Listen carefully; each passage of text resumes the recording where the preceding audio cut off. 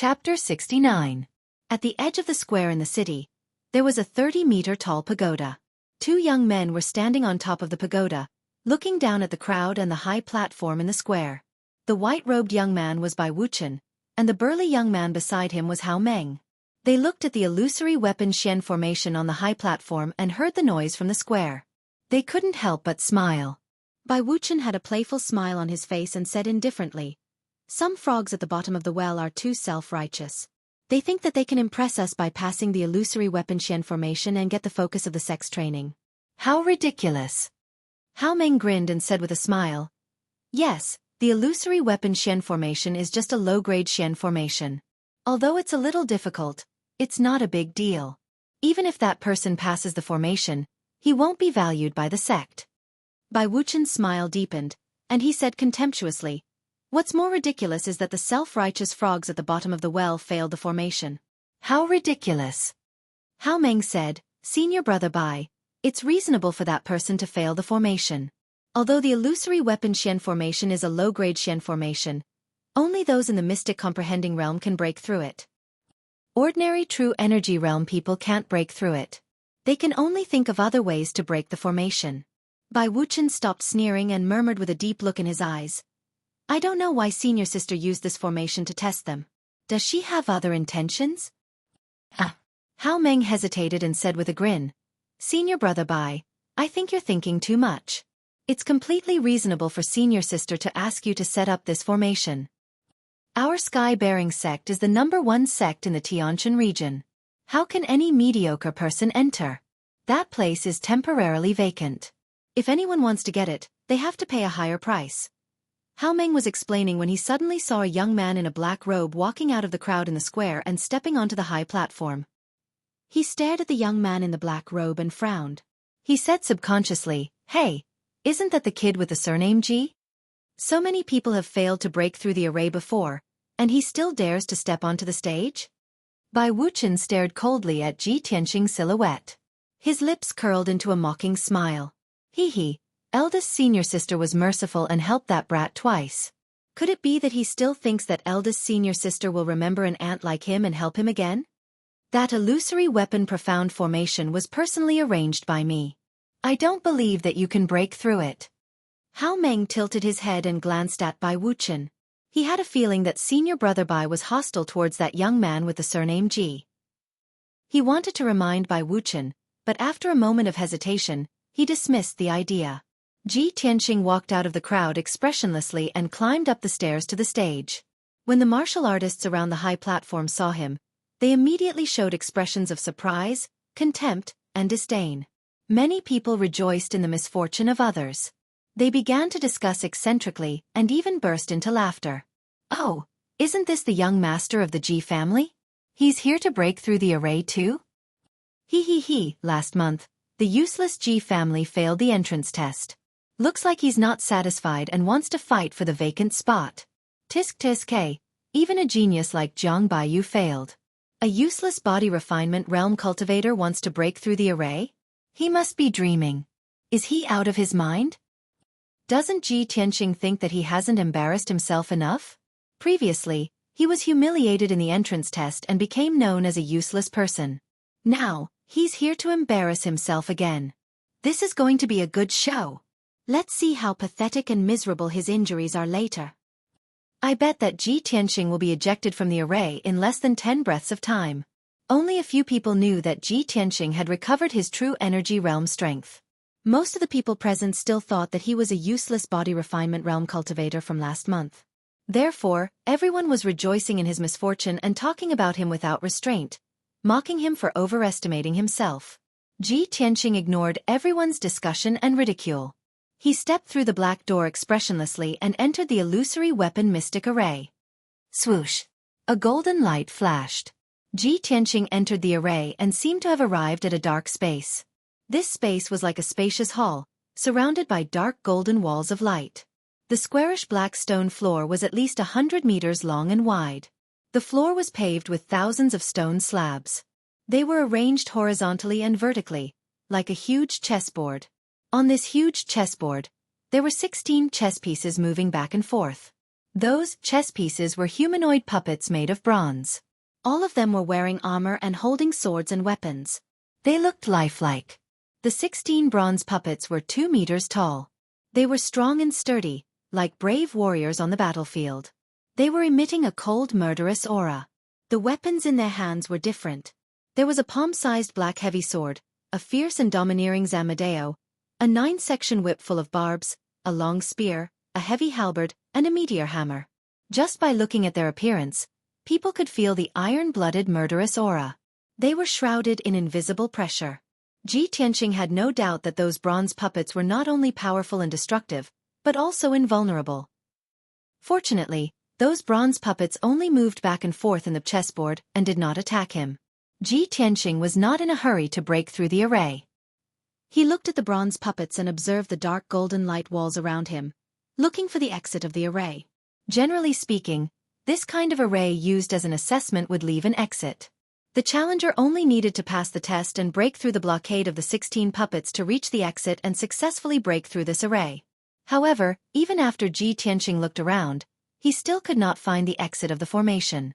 The surroundings were blocked by the dark golden light walls, and there was not even a crack. This illusory weapon Shen formation has no exit. Do I have to break the array to get out? Ji Tianqing thought for a while, then he stepped into the black chessboard and walked forward. The 2 bronze puppets closest to him kept moving back and forth on his left and right. When he was 5 meters away from the 2 puppets, they immediately sped up and rushed toward him, waving the long spear and the zamadeo to attack him. Swish! Swish! The long spear and the fierce zamadeo slashed toward him at an extremely fast speed, making an air-piercing sound. Ji Tianqing wanted to rush over with the fastest speed and not fight with the 2 puppets. But he did not expect that the 2 puppets were so fast that they rushed to him in an instant. The long spear and the zamadeo attacked him at the same time, making it difficult for him to resist, and there was nowhere to hide. Bang! He tried his best to avoid the zamadeo, but his abdomen was swept by the long spear, and he was knocked back on the spot. He fell to the ground 5 meters away, making a muffled plop sound. At this time, the 2 bronze puppets stopped attacking and did not chase him. The 2 puppets looked at each other, then turned back and continued to walk back and forth in the chessboard. Ji Tianqing covered his abdomen and got up. He endured the piercing pain and carefully observed the bronze puppets. The test just now made him understand one thing. If he wanted to break through this illusory weapon Shen formation, he must find a way to break through it. No matter how strong a warrior of the true element realm was, he could never be a match for the bronze puppets. Chapter 70. Ji Tianqing had dabbled in formations since he was young, so he was not unfamiliar with them. The Ji family was a family of blacksmiths, so they would use formations in the weapons and equipment they forged. When Ji Tianqing broke into the family's forbidden area, he had seen the formation set up by the Ji family's ancestor with his own eyes.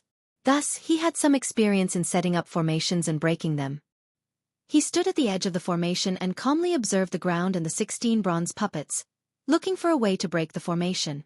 The ground was paved with thousands of black stone slabs. It was flat and neat, and he could not see any abnormalities. He could not see any clues from this chessboard-like ground for the time being, so he focused all his attention on the bronze puppets. He carefully observed for a while and found some patterns. The 16 bronze puppets had similar appearances, but the weapons in their hands were different. Moreover, their attack range was 5 meters. As long as he stepped into this range, he would be attacked. They walked back and forth on the chessboard.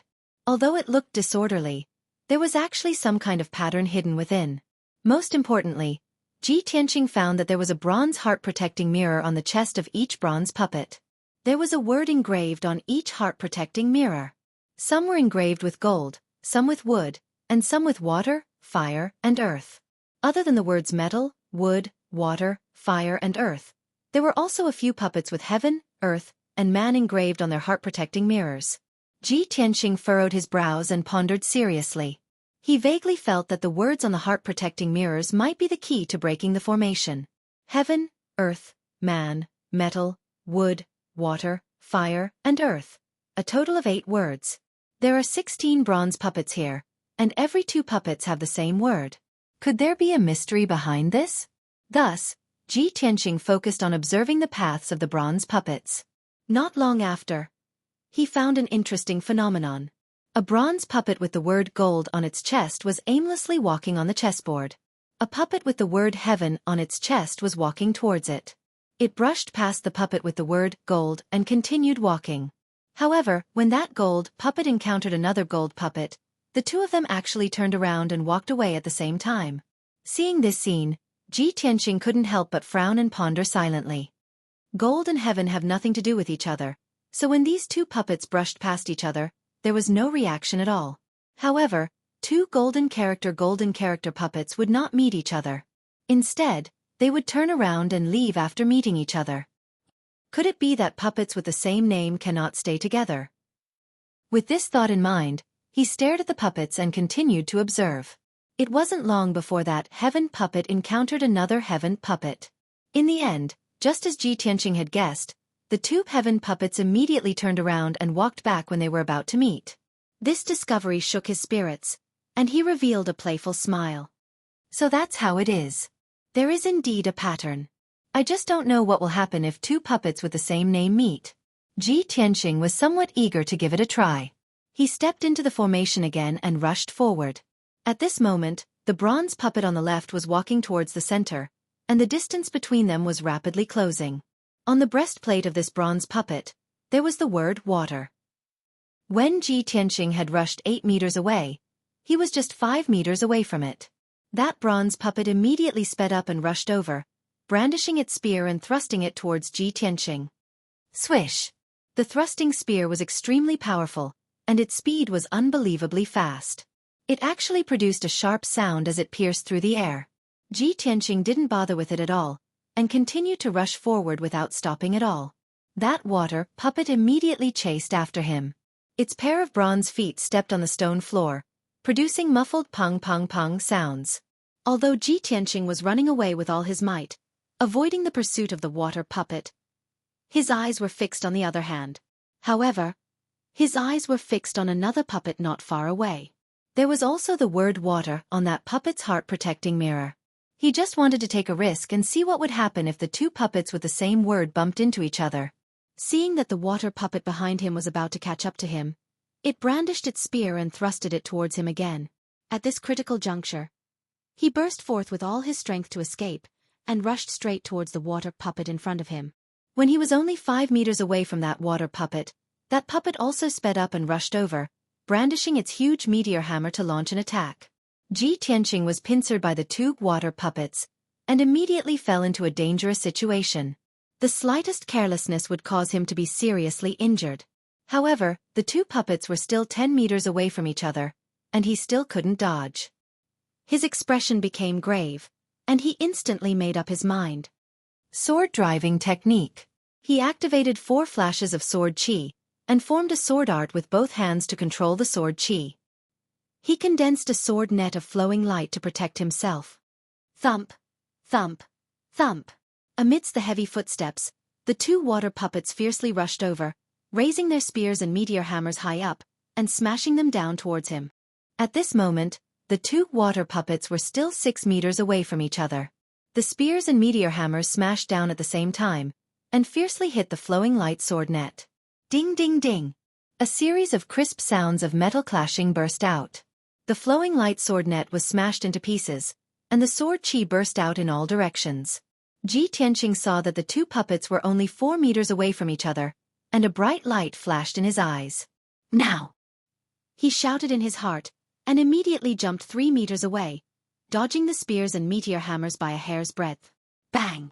The two water puppets were charging at such a fast speed that they couldn't stop. They immediately collided with each other, and a muffled sound burst out. Then, a surprising scene appeared. After the two water puppets collided, they weren't repelled by the rebounding force, but actually disappeared at the same time. Ji Tianqing fell on the ground 3 meters away, and stared at this unbelievable scene with his eyes wide open. Instantly, a smile appeared on his face. After the two water puppets with the same name collided, they actually disappeared at the same time. I see.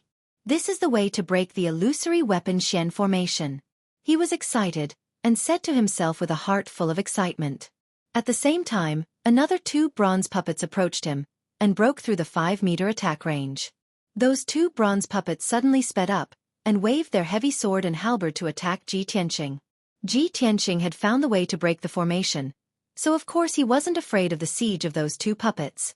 He saw that the fire and earth characters were engraved on the heart protection mirrors of those two puppets. Thus, he found another puppet with the word earth on it and rushed over as fast as he could. After a short while, the two puppets caught up with him, and launched an extremely violent attack. The other earth puppet was also alarmed, and quickly rushed over. Ji Tianqing was trapped in the siege of three puppets, but he didn't panic. He repeated the same trick, and skillfully closed the distance between the two earth puppets. Then, with a muffled sound, the two earth puppets collided with each other, and disappeared on the spot. Another 5 chapters, please bookmark, recommend tickets, and reward. Chapter 71. Ji Tianqing had mastered the method of breaking the formation, so he confidently shuttled back and forth in the formation. He was chased by several bronze puppets, and under the perilous situation, he was almost heavily injured several times. But he kept adjusting the direction of his escape, deliberately making the puppets with the same characters charge at him head-on. Moreover, he could always avoid the fatal attack at the most critical moment, and make two puppets with the same characters collide with each other and then disappear at the same time. Two puppets with the character of water disappeared, and so did two puppets with the character of earth. Then, two puppets with the character of fire disappeared. As time went by, pairs of puppets disappeared one after another, and there were fewer and fewer bronze puppets in the formation. After about a quarter of an hour, there was only one pair of puppets left in the illusory weapon formation. Ji Tianqing ran on the chessboard with all his strength, constantly adjusting the direction of his escape, making the two bronze puppets attack him from the front and back. When the two bronze puppets rushed at him one after another, he finally showed a smile on his face. When he was about to be hit by the two puppets, he jumped up more than 3 meters high in a flash. Before the two bronze puppets could react, they collided head-on with each other. Swish! The last two bronze puppets disappeared at the same time. At the same time, the black stone ground under Ji Tianqing's feet disappeared and turned into white jade stone. The dark golden light wall around him also disappeared, revealing the blue sky, the golden sunlight, and the crowd around the high platform. Swish! The whole illusory weapon formation disappeared. Ji Tianqing stood on the high platform with a calm face, and his figure was proud. Originally, the high platform was bustling with noise and excitement. Everyone was talking about Ji Tianqing breaking into the formation. Almost everyone was taking pleasure in his misfortune and laughing at him. Most people believed that Ji Tianqing, a trash in the body refining realm, could never break through the illusory weapon formation. But when everyone was talking, the illusory weapon formation suddenly disappeared, and Ji Tianqing appeared in front of everyone intact. At that moment, the crowd around the high platform suddenly became silent. Everyone was stunned, revealing an inconceivable expression, and staring at Ji Tianqing with their eyes wide open. Before this, everyone had made all sorts of guesses. They guessed that Ji Tianqing would be ejected from the array and be severely injured. His body would be covered in blood, and he might even lose his life. However, what no one expected was that Ji Tianqing appeared unscathed, but the illusory weapon Xian formation disappeared. Tens of thousands of warriors looked as if they had seen a ghost. Their bodies stiffened as if they had been petrified. After everyone came back to their senses, they burst into earth-shattering discussions and cries of shock. Oh my God! Am I seeing things? The illusory weapon profound formation disappeared? Could it have been cracked? Even the genius Jiang Baiyu couldn't break through the mystic grade array, but it was actually broken by Ji Tianqing? How is this possible? Isn't he a trash in the body refinement realm? How is it possible to break this formation? There must be something wrong. I don't believe this is true. Unbelievable. Could it be that Ji Tianqing has recovered his strength? In the crowded square, similar cries of surprise could be heard everywhere. Those who witnessed this scene couldn't believe this result. 1 month ago in the same square in the city, on this high platform, Ji Tianqing accepted the strength test while he was unconscious. At that time, he was only at the 3rd level of the body refinement realm. He became the laughingstock of the world and was labeled as trash. This matter spread throughout the Royal Azure Kingdom overnight. Today, 1 month later on this high platform, Ji Tianqing had cracked the great array that even Jiang Baiyu couldn't break through in front of everyone. Many people present had witnessed what happened 1 month ago. They had seen Ji Tianxing become a trash with their own eyes. Because of this, they couldn't accept this result. They couldn't believe that Ji Tianxing had recovered his strength and returned to the peak in just 1 month. Ji Tianxing stood on the high platform and looked down at the crowd. Looking at the shocked and incredulous faces, the corners of his mouth curled into a disdainful sneer. His heart was also surging with emotions, excitement, and excitement. "I, Ji Tianxing, am back," he roared in his heart, full of confidence and lofty sentiments. At this moment, he only felt that the humiliation and criticism that he had endured for the past month had all disappeared. The title of trash was washed away by him in front of nearly 10,000 people. However, this is just the beginning. In the entrance competition 2 days later, I will make everyone's eyeballs fall out. Ji Tianxing thought in his heart as a sneer flashed across his eyes. At this moment, a middle-aged man in a green robe walked up to the high platform and came to his side. This person was at the mystic comprehending realm and had a dignified aura. He was the deacon of the Sky Pillar sect. He looked at Ji Tianxing and said in a serious tone, "Ji Tianxing, you have successfully cracked the illusory weapon mystic formation and obtained the vacant quota. Remember to come here to participate in the entrance competition 2 days later." Ji Tianxing immediately cupped his fists and bowed to the middle-aged deacon. "Understood. Thank you, deacon." The middle-aged deacon nodded and turned to walk down the high platform. Ji Tianxing also walked down the high platform, passed through the crowd in the square, and returned to the Ji mansion in a carriage. The 10,000 people in the square had yet to disperse. They discussed for a long time in groups of 3 to 5 before their excited mood slowly calmed down. Immediately after, the news of Ji Tianxing successfully cracking the illusory weapon mystic formation and obtaining the qualification for the entrance competition spread like the wind. In just half a day, this news spread throughout the imperial city of Green Cloud. All the martial artists in the city finally understood that Ji Tianxing was no longer the trash that was ridiculed by everyone. He actually recovered his strength in just a month and even surpassed the genius Jiang Baiyu. Of course, after this news spread, the most depressed person was Jiang Baiyu. Back then, Ji Tianxing was the #1 genius in the imperial city. He was suppressed by Ji Tianxing's fame and could not stand out. Today, he failed to break through the illusory weapon mystic formation, but Ji Tianxing successfully cracked the formation. When people spread the news, they would compare him with Ji Tianxing. Ji Tianxing stepped on him again and cleared his name of trash. Jiang Baiyu was used as a stepping stone by him and was secretly ridiculed by countless martial artists. How could he not be angry from embarrassment? In the Spirit Fire Palace, in a certain luxurious room, young Prince Ji Ling was wearing a white long robe and was sitting cross-legged on the bed with his eyes closed. Suddenly, an old man in black clothes quickly walked into the room and reported with cupped fists. Reporting to young Prince, "I just received news that Ji Tianxing cracked the illusory weapon mystic formation in front of everyone in the city square and obtained the qualification to participate in the entrance competition." Ji Ling slowly opened his eyes and listened to the old man in black's report. He couldn't help but curl his lips and a cold killing intent flashed across his eyes. I already knew that he recovered his strength and is not weaker than the 5th level of the true element realm. He cracked the formation in front of everyone and obtained the qualification to participate in the entrance competition. This is exactly what I wanted. Otherwise, if he didn't participate in the entrance competition, I would have to find another opportunity to make a move on him. After a pause, he sneered and said, "I have already completely refined the God-seizing pearl, and my strength has also reached the peak. In the entrance competition 2 days later, I will take Ji Tianxing's dog life. 5 updates a day. I only ask for your support and recommendation tickets. Little he thanks everyone." Chapter 72. After returning to the Ji mansion, Ji Tianxing made a trip to his father's residence. His father was still recuperating in the secret chamber. Although his injuries were getting better, the recovery was very slow. He didn't wake up his father who was recuperating. Instead, he gave a few instructions to the guards guarding the secret chamber and left.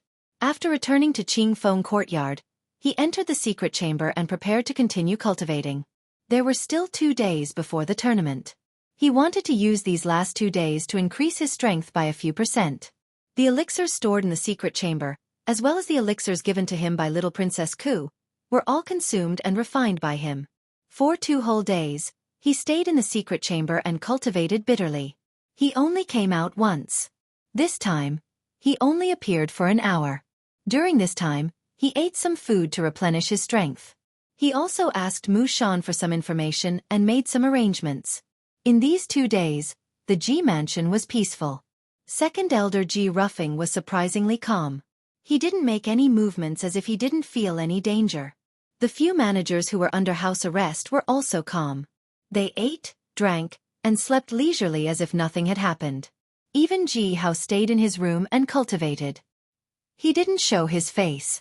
But in reality, they were all waiting for the Sky Pillar Sex tournament to begin. Because they all knew that the day the tournament began would be the day Ji Tianqing died. The imperial city of Green Cloud was the complete opposite of the Ji mansion's tranquility. These 2 days, it was very lively and noisy. On one hand, the Sky Pillar Sex tournament was about to begin. The grand event that happened once every 3 years was about to begin. It attracted countless cultivators to come to the imperial city to watch. On the other hand, the news of Ji Tianqing recovering his strength and participating in the tournament caused a lot of discussion among the commoners in the imperial city. Countless people were waiting for the tournament to begin. They wanted to see Ji Tianqing's performance in the tournament with their own eyes.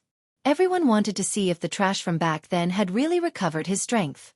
Could he wash away the shame in the tournament, clear his name, and obtain the qualifications to enter the Sky Pillar sect? Everyone was looking forward to it. 2 days had passed. On the morning of the 3rd day, Ji Tianqing finally ended his cultivation and walked out of the secret chamber. At this time, his appearance didn't change, but his strength had increased by 40%. His entire body faintly emitted a powerful aura, and his eyes revealed a strong sense of confidence and anticipation. Under Huan Er's service, he changed into a set of black clothes with silver line patterns. His entire person became heroic and exuberant. He held the black dragon sword wrapped in the black iron scabbard and calmly walked out of the Ji mansion. He rode a carriage to the city square. At this time, the sun had just risen, and the warm morning breeze was blowing, making people feel comfortable. Countless commoners of the imperial city flocked to the city square, wanting to catch a glimpse of the Sky Pillar Sect's disciples and the heroic bearing of the top 10 geniuses of the Royal Azure Kingdom. After passing through several crowded streets, the carriage stopped at the edge of the square. The square, with a radius of nearly 3,000 meters, was already packed with people. Most of them were commoners and martial warriors from the imperial city. Ji Tianqing raised his head and looked around. There were people everywhere. Roughly estimating that there were at least 30 to 50,000 people gathered in the square. Today, the number of people who came to the square to watch the grand competition was several times more than when he broke the array. Ji Tianqing passed through the crowd and walked towards the high platform in the middle of the square. Today's grand competition would be presided over by 2 deacons of the Sky Pillar sect. 3 Sky Pillar sect disciples would also be present to supervise. The grand competition's arena was the white jade high platform in the middle of the square. When Ji Tianqing squeezed out of the crowd and arrived below the high platform, he saw that there were more than 20 young martial warriors standing around the high platform. These 20 over people were all young martial warriors who had passed the test and would be participating in the grand competition today. Most of them were famous geniuses in the Royal Azure Kingdom. They each stood around the high platform, leaving an empty space of 10 feet around them. No one dared to get close to them. Ji Tianqing also stood on the stone steps below the high platform, waiting with a calm expression.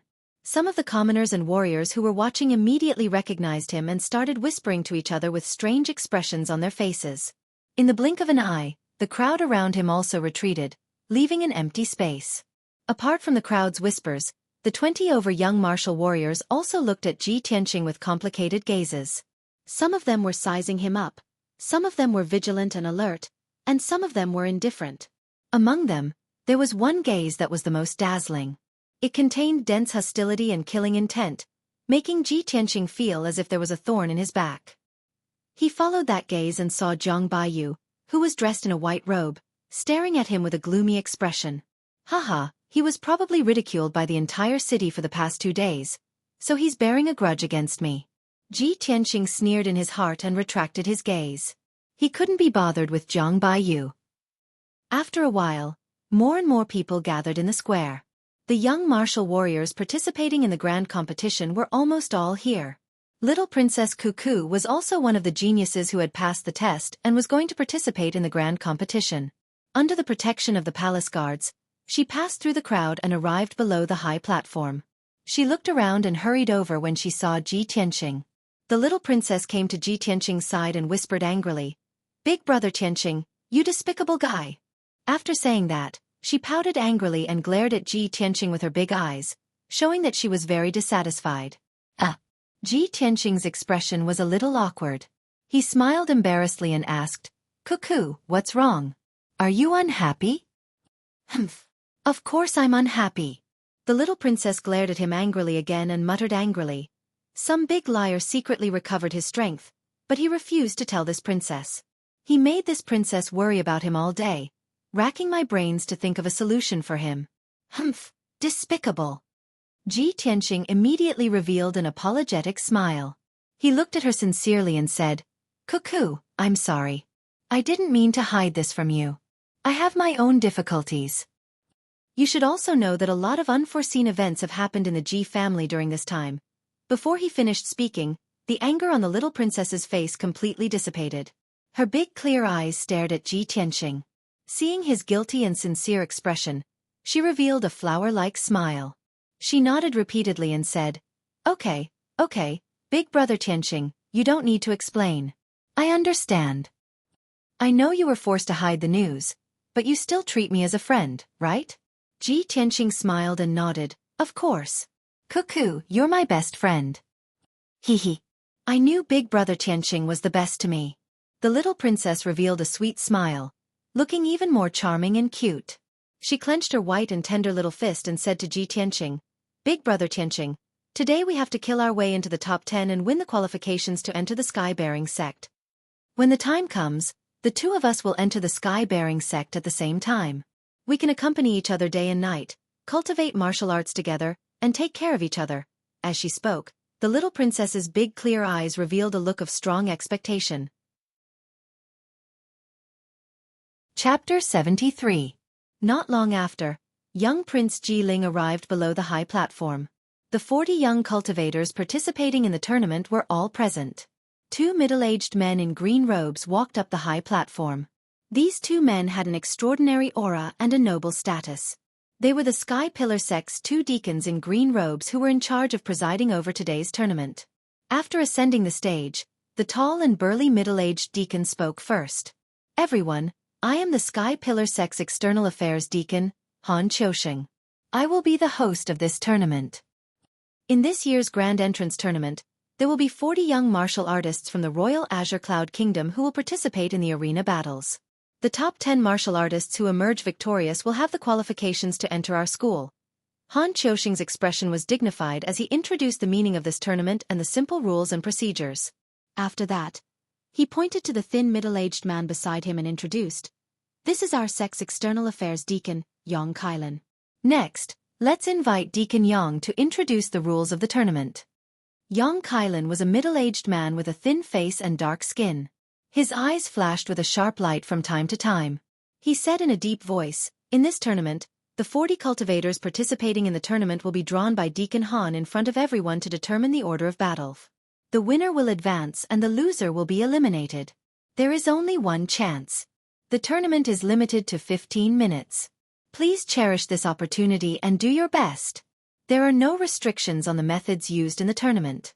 Disability is not prohibited, but external forces and assistance are not allowed." Yang Kailan's voice was not loud, but it was full of energy and clearly spread to every corner of the square. After explaining the rules of the tournament, he pointed to a tall tower at the edge of the square and said in a solemn voice, "Today, I and Deacon Han will jointly preside over the tournament. The 3 genius disciples of our sect are also present to supervise. They will definitely ensure the fairness of the tournament." Hearing his words, the tens of thousands of people in the square all turned their heads and looked at the tower that was more than 10 feet tall. They saw 3 young men and women standing at the top of the tower. Standing in the middle was a peerless beauty wearing a plain white dress. It was Yun Yao. The 2 young men beside Yun Yao were by Wu Chen and Hao Meng. The 3 of them stood proudly at the top of the tower. Their clothes fluttered in the wind, but their bodies were as tall and straight as pine trees. They had a noble aura. In an instant, the tens of thousands of people and cultivators in the square were attracted by the 3's heroic appearance. They revealed deep admiration and worship. A moment later, Han Xiaoxing announced that the large competition was about to begin. Only then did the people in the square withdraw their shocked and admiring gazes. Han Xiaoxing, he took out 40 jade lots and waved his hand. The numerous jade slips turned into green flowing lights, intertwining with each other as they danced in the air. Each jade stick had the name of a young martial artist. Han Xiaoxing would divide the 40 jade sticks into 20 pairs at random. The martial artists corresponding to each pair of jade lots would have to ascend the high platform and fight to determine the victor. Ku. Hearing her name, the little princess was stunned for a moment. She muttered in a low voice, "I was actually chosen for the first battle?" Ji Tianxing patted her shoulder and smiled encouragingly. "Ku, don't worry. I believe you'll be fine." "Yes, I will do my best." The little princess waved her little fist, her face full of determination. At this time, Han Xiaoxing once again took out a pair of jade lots and read aloud, "The second match, Wei Lingfeng vs. Sun Kaixian." Next, he picked up pairs of jade lots and read out the names of many young martial artists. The third match, Fan Jianren vs. He Shanming. The fourth match, Jiang Baiyu vs. Sun Wuming. The fifth round, when Han Xiaoxing finished reading the results of the 20 lots, he loudly announced the start of the large competition. The two deacons stepped down from the high platform and stood below the platform to watch the battle. A handsome young man ascended the high platform and stood with a sword in his hand. This person's name was Pei-On Yu. He was a young genius from the Swallow State who had reached the 4th level of the true energy realm at the age of 17. His expression was calm as he stood on the stage. His gaze fell on the little princess, Ji Ku. The little princess waved her hand at Ji Tianxing and hurriedly ascended the arena with her sword. Although she was only 15 years old, her martial arts talent was extraordinary and she was at the 4th level of the true energy realm. Moreover, she had mentioned to Ji Tianxing that she had reached the peak of the 4th level of the true energy realm and could break through to the 5th level of the true energy realm at any time. This was the first battle of the large competition, so Pei-On Yu and the little princess were very cautious. The two of them faced each other for 10 breaths of time, but neither of them had the intention to attack first. The countless spectators below the stage could not help but shout in unison, urging the two of them to make a move quickly. Therefore, Pei-On Yu cupped his hands at the little princess and said in a low voice, "Your Highness, I'm sorry to offend you." As soon as he finished speaking, he pulled out his sword with a clang and stabbed it at the little princess as fast as the wind. The little princess was already prepared and did not hesitate to pull out her sword to counterattack, sending out a few dazzling sword lights. Clang, clang, clang. The two of them separated in an instant, and when they brushed past each other, they exchanged 2 moves in an instant. The little princess's strength was indeed superior, and she cut a hole in Pei-On Yu's robe. The spectators below the stage immediately burst into exclamations, and many people began to discuss loudly. Pei-On Yu's face darkened, and a hint of surprise flashed in his eyes. He did not dare to hold back any more. After a low shout, he waved his sword at the little princess with all his strength. Clang, clang, clang. The two of them fought again, and their figures flashed and moved around the arena, sending out dazzling sword lights. For a moment, the arena was filled with sword chi, and a fierce wind blew. The two of them fought fiercely, and it was difficult to determine the winner after dozens of moves. Countless spectators cheered and were intoxicated by the fight. However, the little prince, Ji Ling, was like the other top geniuses. He did not even bother to watch the fight on the arena. He secretly stared at Ji Tianxing, and a cold smile flashed in his eyes. "Humph! I'll let you live a little longer. Not long after, this prince will make you suffer a crushing defeat in front of everyone, and then send you to the Western Paradise with a sword. I wonder how you will feel when you are defeated by your lifetime of cultivation?" Unknowingly, 100 breaths of time passed. The little princess and Pei-On Yu fought fiercely for more than 50 moves, and the victor was finally decided. The little princess was hit 3 times, and dark red blood gushed out from her wounds, staining her light yellow dress with bloodstains. Fortunately, she did not injure any vital parts, and it did not affect the rest of the fight. Pei-On Yu's injuries were much more severe. He was hit more than 20 times, and his robe was dyed red. Under the heavy injuries, he could no longer hold on, and the treasure sword in his hand was sent flying by the little princess's sword. He could only unwillingly admit defeat. Seeing Pei-On Yu admit defeat in front of everyone, Deacon Han Xiaoxing announced the result loudly. The first round, Yu loses, and Xueqi advances. The crowd in the square burst into cheers, and a torrential discussion sounded out. Yu left the stage in a sorry state. The little princess stood proudly on the high platform, revealing a face full of smiles, enjoying the cheers and praises of the crowd. A moment later, the little princess also walked down the arena and returned to Ji Tianqing's side. Ji Tianqing hurriedly helped her bandage her wounds, and let her consume a pill to recover her true essence. Chapter 74. Following this, the second match began. A handsome black-robed youth and a youth wearing fiery red armor walked onto the stage at the same time.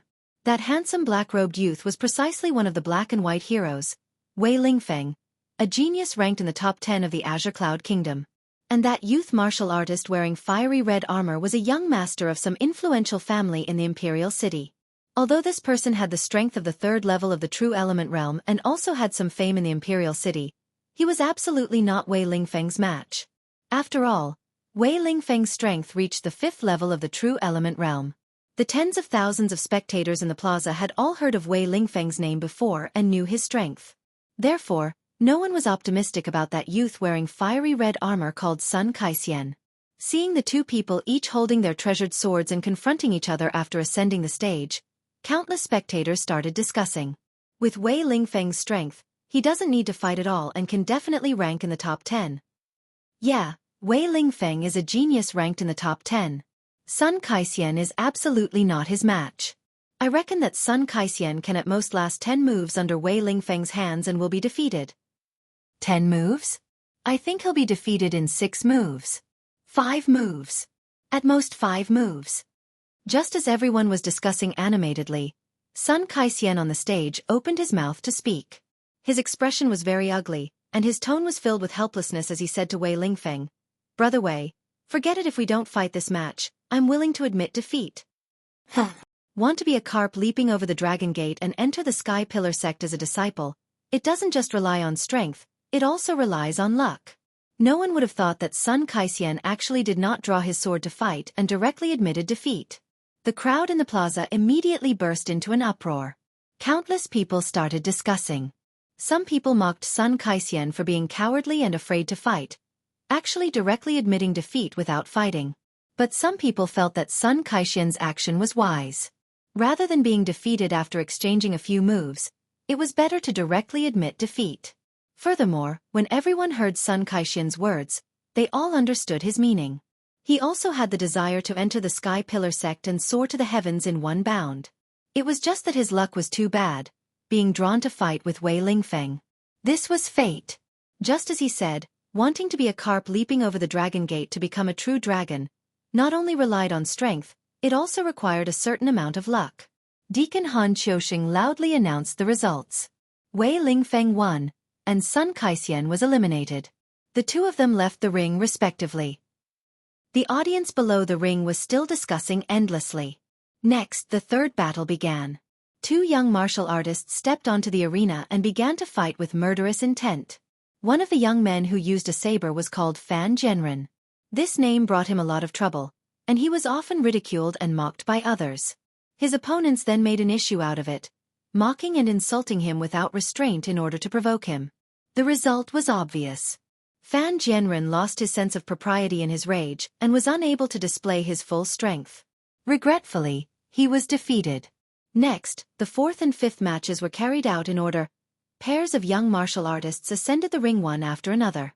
After a fierce battle, the outcome was decided amidst the discussions and cheers of tens of thousands of spectators. The loser was miserably eliminated and left the stage dejectedly. The winner would advance to the next round and enjoy the cheers and praises of countless people. 2 hours passed. During this period, a total of 14 pairs of martial artists went up the stage to fight, and 7 of them were eliminated. Among the 7 that successfully advanced were top geniuses like Zhang Baiyu and Jian Wusheng. Finally, the 15th battle began, and it was Ji Tianqing's turn to enter the ring. His opponent was a young martial artist at the 4th level of the True Element realm called Wan Silin. This person was the young master of the Imperial City's influential Wan clan. In the past, he had become enemies with Ji Tianqing, and there were grievances between them. Wan Silin was the first to jump onto the ring. Standing on the high platform, He sneered at Ji Tianqing and even hooked his finger in ridicule. A cold light flashed in Ji Tianqing's eyes as he walked onto the ring with the black dragon sword in hand. Instantly, the gazes of tens of thousands of spectators gathered on Ji Tianqing, and they started to discuss enthusiastically with complicated expressions. Ji Tianqing has finally entered the ring. This is his first battle. Hee. Although this fellow has recovered to the true element realm, I don't know what level he is at. Can he defeat Wan Silin? In my opinion, no matter how fast Ji Tianqing's strength recovers, it is impossible for him to defeat Wan Silin, who is at the 4th level of the true element realm. I heard that Wan Silin has a grudge with Ji Tianqing. Wan Silin will definitely defeat Ji Tianqing at all costs. Whether Ji Tianqing is a good-for-nothing or a genius who has recovered to the true element realm will be revealed soon. On the stage, Wan Silin looked at Ji Tianqing with a cold smile. His tone was filled with ridicule as he said, "Ji Tianqing, back then, you slapped me 3 times in front of everyone in the gambling house. I will never forget this grudge. Today, I will beat you down in front of the entire city and make you beg for mercy. I will avenge my humiliation." Ji Tianqing looked at him expressionlessly and said in an indifferent tone, "Back then, you schemed against my Ji family's disciples and made them addicted to gambling. You even instigated them to steal 1,000,000 taels of silver to gamble. I am only giving you a small punishment. I have already given your Wan family a lot of face. You want me to beg for mercy? Hee. Maybe in your next life." Ji Tianqing curled his lips and revealed a contemptuous smile. Wan Silin's eyes were filled with rage. He shouted in a low voice, "Humph! Ji Tianqing, you are too arrogant. Everyone in the city is saying that you have recovered to the true element realm. I would like to see how far you can recover in a short month. You good-for-nothing Ji want to turn the tables and wash away your humiliation? You must be dreaming." Wan Silin shouted angrily. He immediately drew his sword and attacked Ji Tianqing with all his might. Swish! Swish! Swish! 3 streaks of sharp sword light slashed towards Ji Tianqing's 3 vital points. "We will know who is the good-for-nothing later." Ji Tianqing sneered, but he did not show any signs of drawing his sword. He used a mysterious footwork and his figure flickered. He easily dodged the 3 streaks of sword light. "You are not drawing your sword? You are too arrogant." Wan Silin looked as if he had been greatly insulted. His eyes were filled with rage. He waved his sword again and 5 streaks of sword light enveloped Ji Tianqing's figure. Ji Tianqing's figure flickered again and again. He easily dodged the sword light again and said expressionlessly, "You are not worthy for me to draw my sword." The martial artists around the ring were staring at the battle in the ring. Their nerves were tense. Seeing Wan Silin's fierce attacks and Ji Tianqing not drawing his sword, the crowd began to whisper to each other. At this moment, when the crowd heard Ji Tianqing's confident words, they burst into an uproar. "Haha, Ji Tianqing is really arrogant. Humph. That guy is just putting on a brave front. If he is really so strong, why is he dodging and not fighting back? So what if he has recovered to the true element realm? He is still no match for Wan Silin. Hee. It seems that Ji Tianqing is only that capable. It is a fool's dream to think that he can get into the top 10 in the tournament." Chapter 75. In the arena, Wan Silin was enraged by Ji Tianqing's provocation. He did not hesitate to use all his strength and used his ultimate skill. He waved his sword and slashed out 8 rays of sword light. Gale 8 swords. 8 rays of dazzling sword light spread out. Suddenly, a gust of wind blew on the arena and rolled towards Ji Tianqing. Ji Tianqing's expression did not change. His figure flashed 3 times and he was 10 meters away. Not only did he dodge Wan Silin's ultimate skill, but he also moved behind Wan Silin like a ghost. "It's time to end this," Ji Tianqing shouted coldly. He suddenly raised his right hand and used his palm as a knife to slash at Wan Silin's neck. Wan Silin had just used his ultimate skill and was at his weakest point. Suddenly, he heard Ji Tianqing's voice from behind him. His face was filled with fear and shock. Before he could react, his neck was hit by Ji Tianqing's palm. Bam! In the muffled sound, Ji Tianqing's palm burst out with a powerful force. Wan Silin's eyes turned black and fainted on the spot. He kicked Wan Silin's back again, sending him flying out on the spot. Wan Silin fell off the stage in a sorry state. There was no doubt that Ji Tianxing had won. From the beginning to the end, he did not even use his weapon. He defeated Wan Silin, who was at the 4th level of the true energy realm, in just 3 moves. At that moment, the entire square was silent. Tens of thousands of people looked at Ji Tianxing in shock. They could not believe this result. After a while, the crowd in the square came back to their senses and burst into discussions. How is this possible? Ji Tianxing was still a trash in the body refining realm last month. In just 1 month, he recovered to the true energy realm. Not only did he break the illusory weapon Shen formation, but he also defeated Wan Silin in 3 moves? This is unbelievable. The most important thing is that Ji Tianxing did not even draw his sword.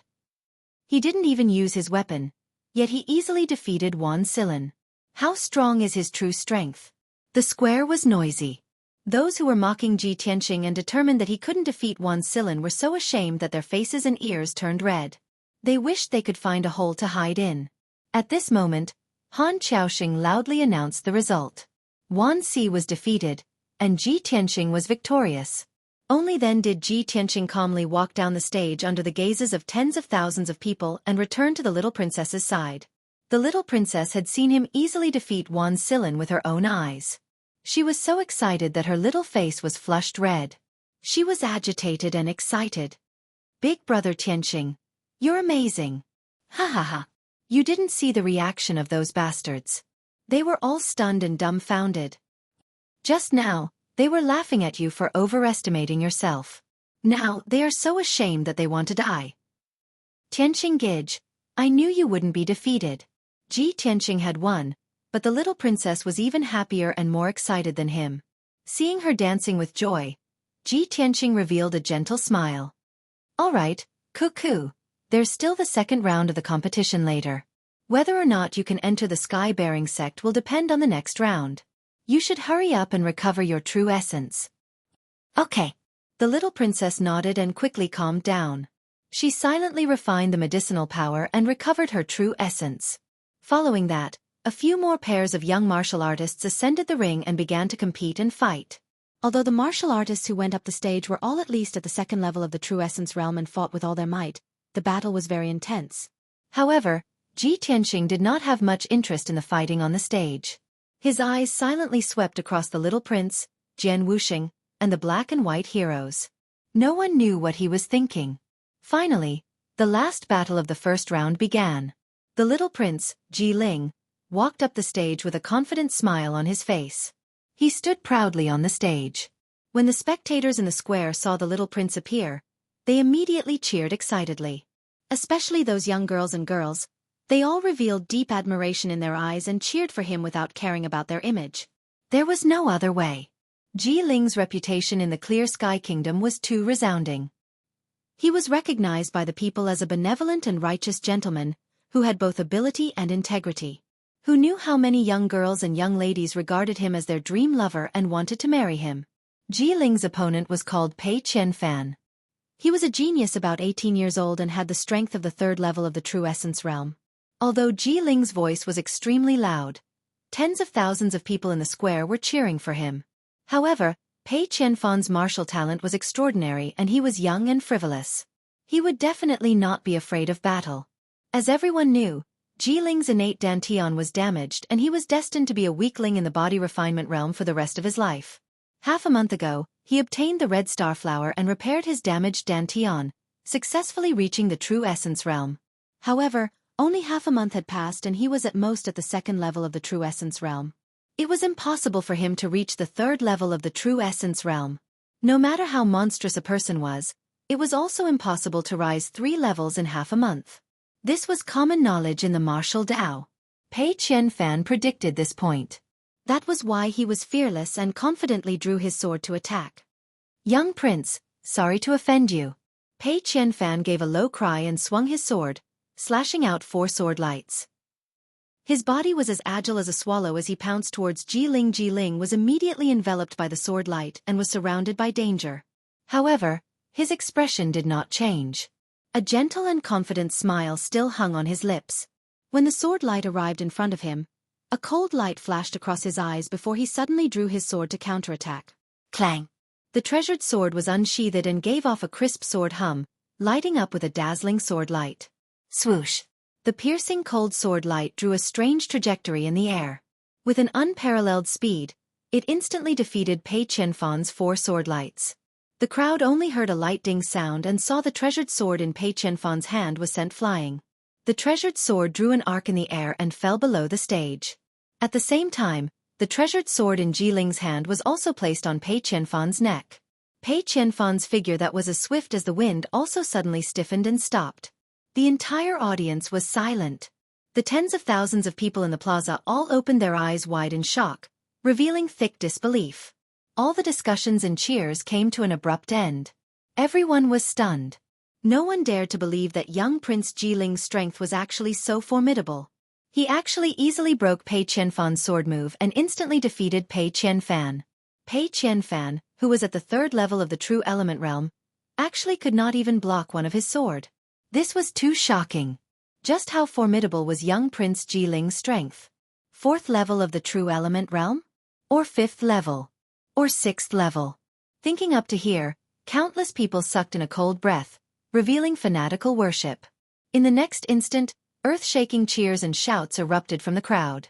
Countless people started discussing in high spirits. Young Prince Jiling's sword that seemed to be aided by a god deeply shocked everyone. The plaza was noisy to the extreme. Everyone was guessing Jiling's strength and realm. Only Ji Tianxing was expressionless. His eyes became more and more gloomy. Chapter 76. After Han Qiuxing announced the results of the matches, the first round of the grand competition ended. Of the 40 young martial artists participating in the grand competition, 20 were eliminated, and the 20 who won successfully advanced. Han Qiuxing ascended the stage once again and took out 20 jade lots, starting to draw lots to decide the second round of matches. Swish! Swish! Swish! Swish! 20 jade lots flew into the sky, transforming into streams of azure light, interweaving and dancing. Everyone looked up at that cluster of azure light, waiting for the results of the draw. To the martial artists participating in the second round of the competition, the results of the draw were abnormally important. This concerned whether they could enter the sky-bearing sect or not, and it concerned their fate. Finally, the 20 jade lots were randomly divided into 10 pairs, quietly floating in front of Han Qiuxing. He took out 2 jade lots and announced the results of the draw loudly. First match, Jian Wuxing vs Qiu Yuanwu. Second match, Ji Ku vs Northmont Buluo. Third match, Wei Lingfeng vs Yin Jian. Fourth match, Ji Ling vs Wulong. Fifth match, Ji Tianxing vs Zhang Baiyu. Sixth match, Han Qiuxing consecutively drew 10 pairs of jade lots and announced the order and opponents of the 20 martial artists. Every time he finished reading the names of a pair of martial artists, it would arouse a burst of discussion from the crowd in the plaza. And when he read the 5th pair of martial artists' names, the tens of thousands of people in the plaza all cried out in surprise. No one would have thought that Ji Tianxing would actually face off against Zhang Baiyu. This battle was extremely important. The loser would be eliminated, and the winner would enter the top 10 of the grand competition and successfully enter the sky-bearing sect as a disciple. This way, between Ji Tianxing and Zhang Baiyu, one would definitely be eliminated, and the other would enter the sky-bearing sect. This match was the battle of fate. Yet, Ji Tianxing and Zhang Baiyu, these two people, were the most discussed topics in the past 3 days. Zhang Baiyu failed to clear the formation, while Ji Tianxing successfully cleared the illusionary weapon profound formation. When the Imperial City's citizens discussed this matter, they would all mention Zhang Baiyu's name, using his failure to set off Ji Tianxing's success. Many people subconsciously felt that Ji Tianxing might be stronger than Zhang Baiyu. Otherwise, it would be impossible for him to successfully break the formation. However, this was only everyone's guess. Ji Tianxing and Zhang Baiyu had never fought head-on before. And now, Han Qiuxing's random drawing had tied the two of them together. The tens of thousands of people in the square were all thinking, could this be the will of the heavens? Was it destined that the two of them would have a fated battle? Soon, Han Qiuxing announced the order and candidates for the 10 matches, and then loudly announced the start of the competition. The two young martial artists stepped into the ring and stood 10 meters away from each other. They were facing each other with murderous intent. One of the blue-robed young men was called Xueqi. He was a sword Dao genius with some fame in the Clear Sky Kingdom. At such a young age, he already had the strength of the 4th level of the True Element realm. The other young man was dressed in black. His appearance was average, and there was a scar on his right cheek. This person was none other than Jian Wuxing, a cultivation maniac who was obsessed with swords. He had the strength of the 6th level of the True Element realm. In the past, he had always been suppressed by Ji Tianxing and could only be ranked 2nd in the Clear Sky Kingdom. Now, among the 20 young martial artists, he was the #1 expert on the surface. Therefore, when Xueqi found out that his opponent was Jian Wuxing, his heart was filled with helplessness and despair. The difference in strength between the two was 2 levels. The result of the battle was obvious. Jian Wuxing only used 5 moves and easily defeated Xueqi. Han Qiaoxing announced the result of the battle on the spot.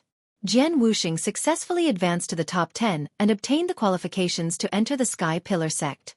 Xueqi was miserably eliminated. He could only walk down the ring with a heart full of regret. He left unwillingly. The second round of the competition began. The little princess's opponent was Beishan Buluo. He was the young master of the imperial city's Beishan aristocratic family, and was also a young genius. He was also at the 4th level of the True Element realm like the little princess. Their sword Dao attainments were very exquisite. However, the little princess unleashed her full strength in this battle and even used her trump card. The two fought for a quarter of an hour and exchanged over 100 moves before the outcome was decided. The little princess defeated Beishan Buluo at the cost of 7 sword strikes. She entered the top 10 and obtained the qualifications to enter the Sky Pillar sect. After Han Qiaoxing announced the result, the little princess walked down the ring with a pale face. She hurriedly bandaged her wounds and consumed medicinal pills to recover her true essence. The third battle was even more exciting. Wei Lingfeng, one of the black and white heroes, and his opponent, Yin Jian, both used their full strength and displayed incomparably exquisite sword techniques, causing the tens of thousands of spectators to cheer. In the end, Wei Lingfeng defeated his opponent and obtained victory, smoothly entering the top 10. When the fourth battle began, the little prince, Ji Ling, and Wu Long stepped onto the ring. Wu Long was a youth around 20 years old. His strength had reached the 4th level of the True Element realm. As for Ji Ling's strength, it was still hard to unravel. The two of them only exchanged over 20 moves on the stage, and Ji Ling easily defeated Wu Long. The tens of thousands of people in the square cheered loudly for Ji Ling's victory. The crowd erupted into discussions. Everyone did not dare to believe that Ji Ling's strength actually rose to such a degree in a short half a month. He could even easily defeat a 4th-level True Element realm martial artist. This was simply too inconceivable. Ji Tianxing had been observing Ji Ling and Wu Long's battle all along. He could tell that Ji Ling was concealing his strength and did not use his full strength at all. Ji Ling's true strength was extremely likely to have already reached the 7th level of the True Element realm. If he attacked with all his might, he only needed 3 to 5 moves and could defeat Wu Long. This also made Ji Tianxing very certain that the God-seizing bead was definitely refined by Ji Ling. After all, the God-seizing bead seized his lifetime's cultivation. After Ji Ling completely refined the God-seizing bead, he could possess True Element realm 7th level strength. Thinking up to here, Ji Tianxing clenched both fists tightly. A hint of icy cold killing intent flashed across in his eyes.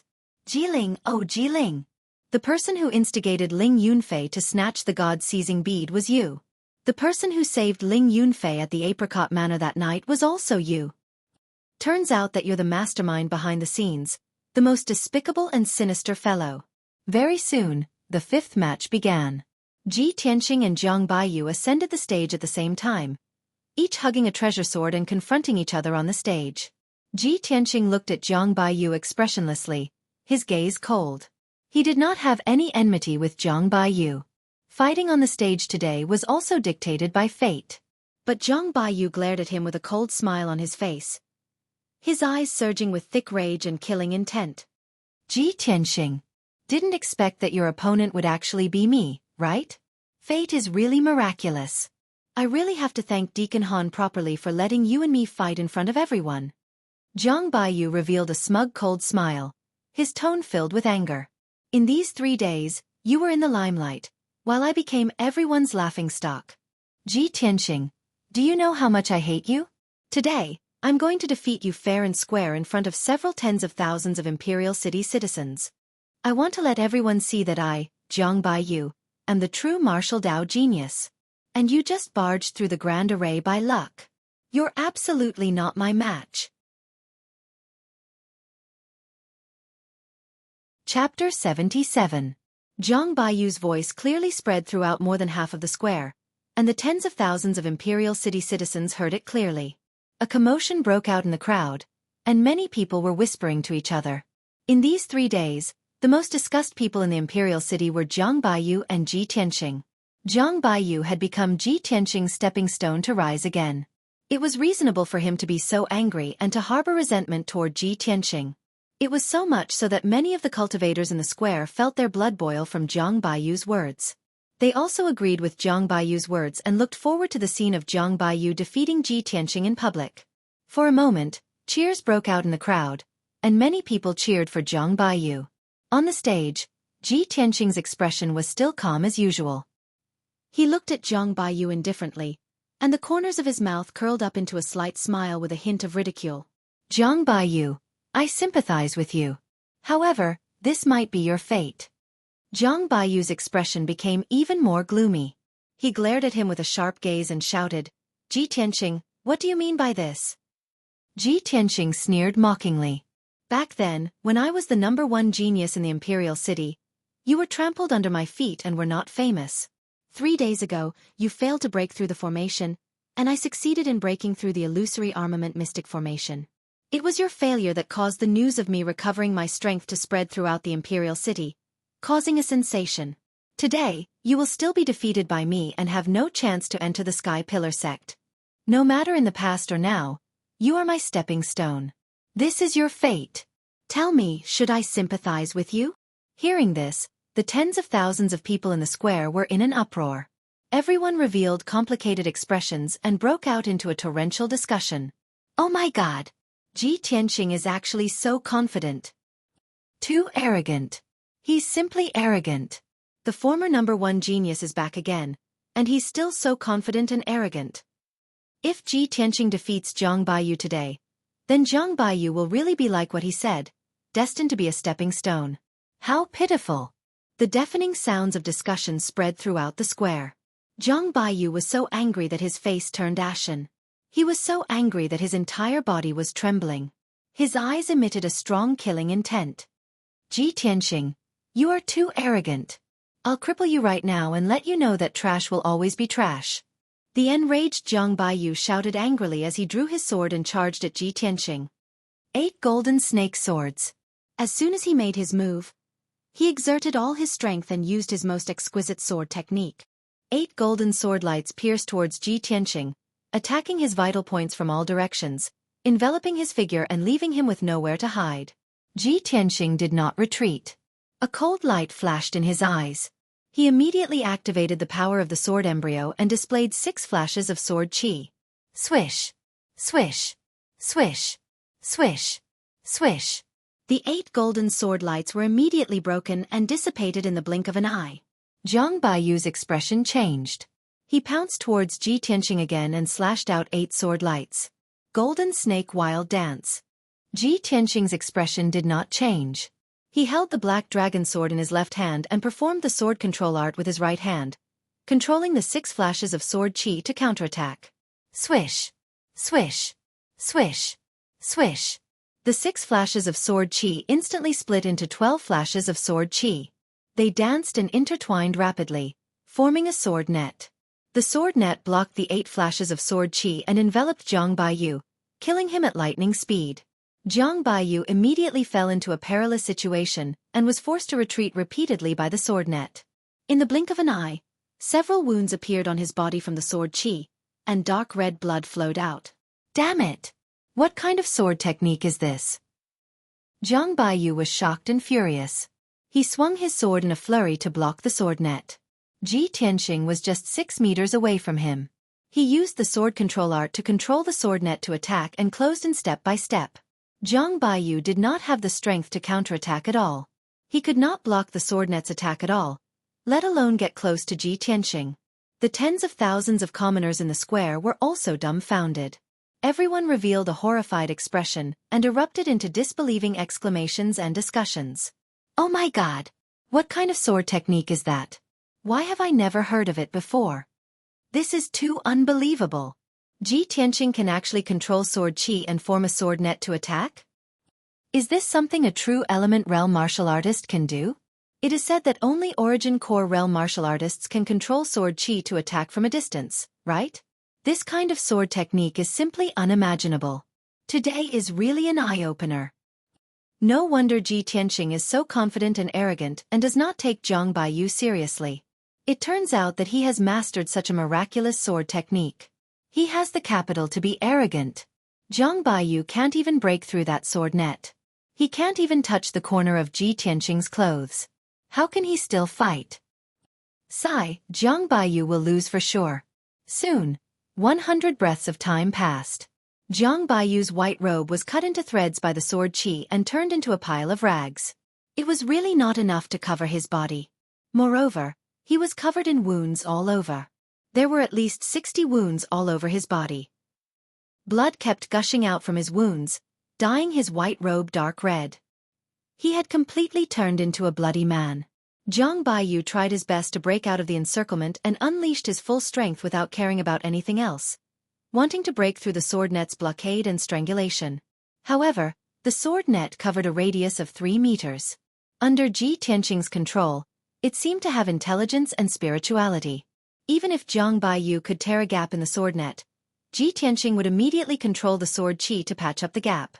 In this way, Zhang Baiyu would never be able to escape from the sword net strangulation. His injuries kept worsening. His face was as pale as a sheet of paper, and his strength was also rapidly depleting. After 10 breaths of time, the sword in Zhang Baiyu's hand was sent flying by the sword qi and fell far away from the arena. The sword net suddenly dissipated and turned back into 6 sword qi. They floated quietly beside him and pointed directly at his head and throat. Ji Tianqing looked at Zhang Baiyu and shouted in an indifferent tone, "Zhang Baiyu, this is your fate. Admit defeat." Zhang Baiyu, who was covered in blood and had a bloody face, stood on the arena in a daze. His body was on the verge of collapse. He could not accept this result. Until now, he still could not believe that he had lost to Ji Tianqing. Moreover, he had lost so miserably. At this moment, the pride and confidence in his heart had been shattered by Ji Tianqing. Put down his dignity and admit defeat? And in front of tens of thousands of imperial city citizens? Zhang Baiyu could not do it. He glared at Ji Tianqing with eyes that were about to pop out of their sockets. He roared at the top of his lungs, "No! Ji Tianqing! I will never lower my head and admit defeat to you."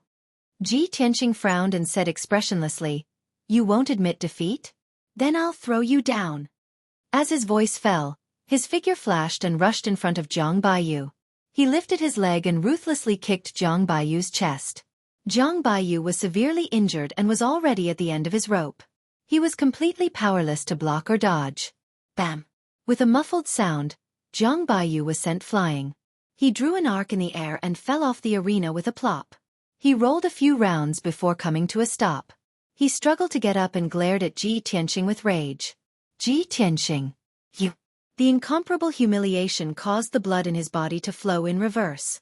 He was so angry that he trembled. He was just about to speak when he spat out a mouthful of blood and fainted on the spot. Chapter 78. A moment ago, Zhang Baiyu stepped onto the stage full of confidence. He threatened to defeat Ji Tianqing in public and prove that he was the genius. But at this moment, Ji Tianqing was completely unscathed, but he was covered in cuts and bruises, becoming a bloody man. He was utterly defeated. He refused to admit defeat and was kicked off the stage by Ji Tianqing. He even vomited blood and fainted on the spot. What kind of disgrace was this? The tens of thousands of commoners and martial artists in the square all witnessed this scene with their own eyes. After today, this matter would definitely spread throughout the Imperial City and the Azure Cloud Empire. Zhang Baiyu would definitely become the laughingstock of everyone. The tens of thousands of commoners in the square discussed animatedly. Everyone's eyes when looking at Ji Tianqing were filled with shock and disbelief. At this time, Han Qiuxing stepped onto the stage and loudly announced the results of the competition. The utterly disgraced Jiang Baiyu was eliminated miserably. Ji Tianqing successfully entered the top 10 and obtained the qualifications to enter the Sky Pillar sect. Ji Tianqing walked down the stage and returned to the little princess's side. The little princess danced with joy, her eyes surging with thick excitement and agitation. Too inconceivable. Big brother Tianqing, what sword art did you execute just now? It's too marvelous. Ji Tianqing smiled slightly and did not explain. The little princess pulled his arm and said joyfully, "That's great. Big brother Tianqing, you finally got your wish and can enter the Sky Pillar sect. Both of us passed the competition and can enter the Sky Pillar sect. This has always been my goal and dream." Ji Tianqing understood her intentions and also knew the reason why she was so excited. He revealed a gentle smile and reached out to pinch the little princess's pretty face. "Cuckoo, we'll be senior brother and sister in the future." NN. The little princess nodded repeatedly, her big clear eyes revealing thick anticipation.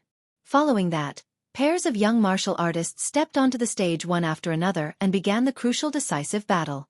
About 2 hours later, the remaining 5 pairs of young martial artists all finished their matches. The second round of the competition ended here. Han Qiuxing stepped onto the stage and loudly announced the final results. The second round of this year's grand entrance competition has ended. 10 young martial artists have successfully advanced and obtained the qualification to enter our sect. These 10 martial artists are Ji Ling, Jian Wuxing, Ji Tianqing, Wei Lingfeng, Ji Ku. Han Qiuxing read out 10 names. These 10 people would become disciples of the Sky-bearing sect. The martial artists and commoners in the square immediately started discussing noisily. Some people cheered happily, some were full of regret, and some had complicated expressions. The tens of thousands of spectators originally thought that Jiang Baiyu would definitely enter the top 10 and enter the Sky Pillar sect. After all, Jiang Baiyu was one of the top 10 geniuses in the Clear Sky Kingdom. However, no one expected that he would encounter Ji Tianqing and be defeated by Ji Tianqing. In the end, he left the arena regretfully. As for the trash Ji Tianqing, who had been ridiculed by everyone and whose strength had fallen to the body refinement realm, he had successfully obtained the qualifications to enter the Sky Pillar sect. This was a major upset in this competition, and it exceeded everyone's expectations. In addition, there was another person in this competition that no one had expected. Young Prince Ji Ling. No one expected that Ji Ling, whose innate dantian was damaged, would suddenly become a different person. Not only did he repair his dantian, but he also defeated several 4th-level True Element Realm geniuses and finally obtained the qualifications to enter the Sky Pillar sect. This was absolutely an accident. After a short moment, when the discussions in the square gradually weakened, Han Qiuxing once again announced in a loud voice. Although this year's competition has already determined the top 10 martial artists and will become disciples of the Sky Pillar sect. However, the third round of the competition will be held next to determine the strength rankings of the 10 martial artists. Martial artists with different rankings will receive different treatment after entering the Sky Pillar sect. The martial artist ranked first will receive the Sky Pillar sect's key nurturing. Han Qiuxing's words instantly ignited the hot blood in the hearts of the 10 young martial artists. Who didn't want to seize first place, become a genius that everyone focused on, and receive the Sky Pillar sect's key nurturing. This was absolutely the best opportunity to have a meteoric rise and soar to the sky in one go. The 10 young martial artists secretly clenched their fists as dense battle intent surged in their hearts. Ji Tianqing was no exception. Before participating in the Sky Pillar sect's entrance competition, he had already secretly made up his mind. Not only did he want to obtain the qualifications to enter the Sky Pillar sect, but he also wanted to enter the Sky Pillar sect as first place. Only in this way could he receive the Sky Pillar sect's key nurturing and become a peerless genius like Yun Yao in the future. At this moment, Han Qiuxing's voice boomed like a bell. According to the strength of the 10 martial artists, the Sky Pillar sect has made a preliminary ranking. The rules of the third round of the competition are rather special. There will be no drawing of lots, but a challenge system. If anyone has any objections to their ranking, they can issue a challenge to a higher ranking. If they succeed, they will replace their ranking. If they fail, they will retain their original ranking. The rules of the third round of the competition were rather simple, and everyone understood as soon as they heard it. Immediately after, Han Qiuxing loudly announced the rankings of the 10 martial artists. First place, Ji Ling. Second place, Jian Wuxing. Third place, Ji Tianqing. 4th place, Wei Lingfeng. 5th place. 8th place, Ji Ku. 9th place. After Han Qiuxing announced the rankings of the 10 martial artists, the tens of thousands of people in the square were in an uproar. Everyone revealed shocked and puzzled expressions as they discussed in confusion. The young prince is actually ranked first? How is this possible? Although the young prince easily defeated Wu Long, who was at the 4th level of the true element realm, he might not be able to defeat Jian Wuxing.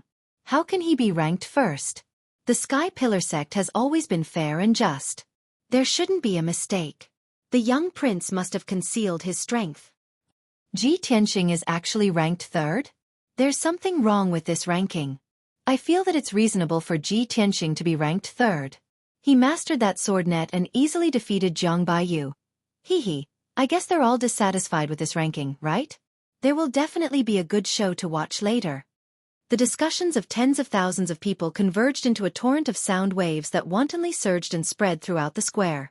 The 10 martial artists also had complicated expressions. Obviously, they were dissatisfied with the ranking and were eager to issue challenges. After Han Qiuxing announced the start of the 3rd round of the competition, someone immediately stepped onto the stage. This person was dressed in black and had a scar on his face. It was Jian Wuxing, who was ranked 2nd. Ever since Ji Tianxing had fallen to the body refinement realm and become a cripple, he had been recognized as the #1 genius. But now the young prince, Ji Ling, was ranked 1st, and he was ranked 2nd. Among the 10 martial artists, he was the most depressed and dissatisfied. No one was surprised that he would be the first to jump onto the stage and issue a challenge. They all thought that it was natural. Jian Wuxing stood on the stage with a cold expression. He stared at Ji Ling below the stage and shouted in a deep voice, "I, Jian Wuxing, challenge the young prince. Please enlighten me." Chapter 79.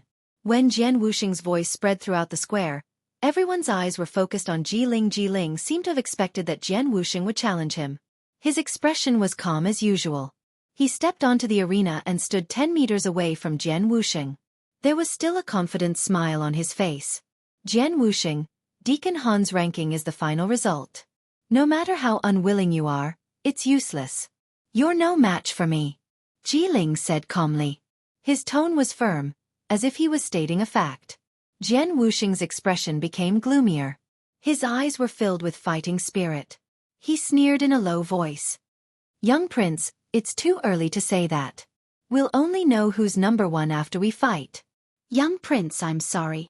After saying that, he drew his sword and charged at Ji Ling at lightning speed. He was so fast that he left an afterimage behind him. Swoosh! It was an extremely sharp and fast sword. The tens of thousands of spectators were stunned. They held their breaths and worried for Ji Ling. That sharp and dazzling sword light was like a thunderbolt tearing the night sky apart. The young geniuses' expressions changed. They knew that they couldn't block Jian Wuxing's sword. However, Ji Ling's expression didn't change. He was still calm and confident. Crimson Fire Overlord Sword. Ji Ling also drew his sword. He let out a low shout and swung his sword, creating a crescent-shaped sword light. The crimson sword light surged with flames, creating surging heat waves and strong winds in the arena. Bam! The two sword lights collided with a muffled sound. Jian Wuxing's stunning sword was defeated by Ji Ling's sword. Jian Wuxing was also pushed back 5 steps. Third slash of fire waves. Ji Ling shouted again. He swung his crimson sword and chased after Jian Wuxing, slashing out 3 flaming sword lights. Jian Wuxing was surrounded by blazing flames and had nowhere to hide. He could only hurriedly block with his sword. He was shocked, and a look of disbelief appeared on his face. Bam! Bam! Bam! Their swords collided again. Jian Wuxing was pushed back another 6 steps. Next, Ji Ling launched an attack as fast as lightning. Sword light filled the sky, and it was as violent and overbearing as a monstrous flame. Jian Wuxing was at a disadvantage. She was forced to retreat again and again. Seeing Ji Ling completely suppress Jian Wuxing, countless martial artists in the square exclaimed in disbelief. Only then did everyone realize that the little prince had been hiding his true strength all this time. Only now did the little prince show his true strength. This battle was the most dazzling battle since the start of the grand competition. Ji Ling and Jian Wuxing both unleashed their strongest battle prowess and fought fiercely on the stage. Their figures flickered like ghosts, and it was too much for the eyes to take in. Tens of thousands of spectators stared intently at the battle. They were dazzled and excited. Soon, 100 breaths had passed. Ji Ling was still full of true essence. Her movements were as fast as the wind, and there were no injuries on her body. Jian Wuxing, on the other hand, had been stabbed 5 times. Her chest, back, thigh, and arm all had a sword wound that was so deep that her bones could be seen, and blood was gushing out from it. He was already an arrow at the end of its flight and could only helplessly admit defeat. "Little prince, I'm inferior. I'm willing to admit defeat." When Jian Wuxing admitted defeat, Ji Ling withdrew his sword and revealed a confident smile. Everyone around the stage had witnessed Ji Ling's true strength.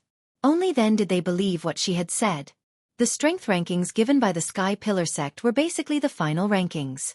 It was very difficult for there to be any deviation. Jian Wuxing retreated from the stage with an ashen face. Han Qiuxing stepped onto the stage and announced loudly, "Jian Wuxing's challenge has failed.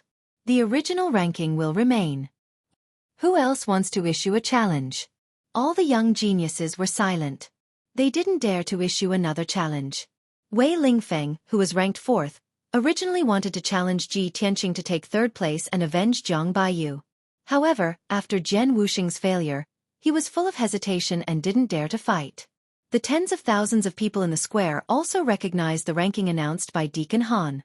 They all believed that Ji Ling was worthy of being the #1 genius. However, just as the crowd was whispering and discussing, a tall and handsome black figure ascended the ring. "I, Ji Tianqing, challenge Ji Ling." Ji Tianqing walked onto the stage expressionlessly. He looked coldly at Ji Ling and issued a challenge. Instantly, tens of thousands of people focused their gazes on him. The crowd exclaimed in surprise. "Oh my God! Even Jian Wuxing's challenge has failed. Ji Tianqing still dares to challenge the little prince? This guy really doesn't know what's good for him. The little prince is stronger than Jian Wuxing. He's at least at the 7th level of the true element stage. How dare he question Deacon Han's ranking? How arrogant!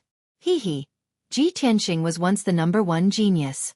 It seems that he's not satisfied with being ranked 3rd. He's still dreaming of taking back the 1st place. I bet that Ji Tianqing is definitely not the little prince's match.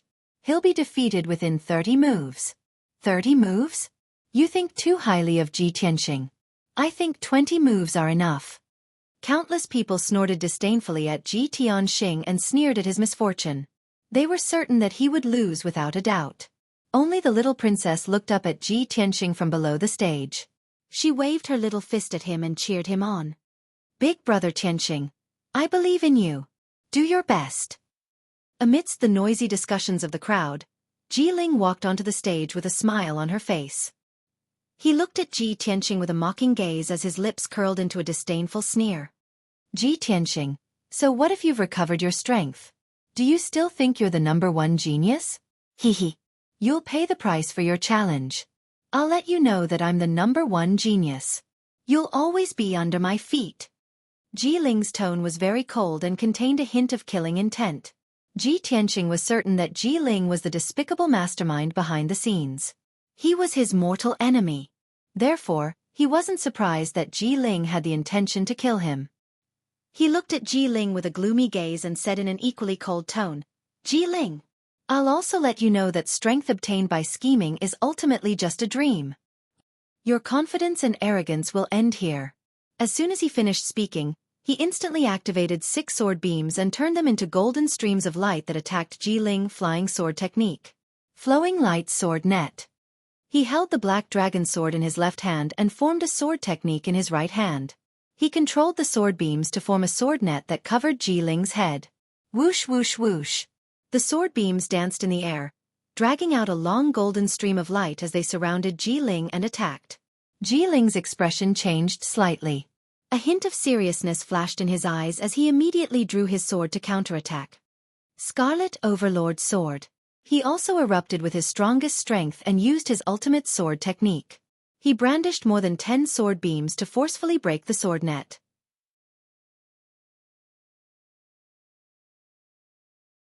Chapter 80. Ji Tianqing and Ji Ling engaged in a fierce battle on the stage. The flowing light sword net enveloped an area of 3 meters around Ji Ling, making it impossible for him to break through. Ji Tianqing maintained a distance of 5 meters from him, making it impossible for him to get close. The hearts of the people around the stage rose as they were secretly worried for Ji Ling. Everyone had personally witnessed the power of the sword net of flowing light, and they had seen Zhang Baiyu's miserable state of being covered in wounds. Everyone couldn't help but worry. Would the little prince be able to withstand the net of swords? Would he end up in a miserable state like Zhang Baiyu, with ragged clothes and blood all over his body? Ding ding ding. The sound of swords clashing against each other could be heard from the arena. Ji Ling's strength was indeed strong enough.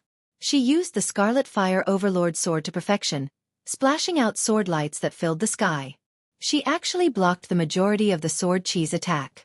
Occasionally, some of the sword chi and flowing light would hit him, but when they hit his body, they would make a ding-ding-ding sound.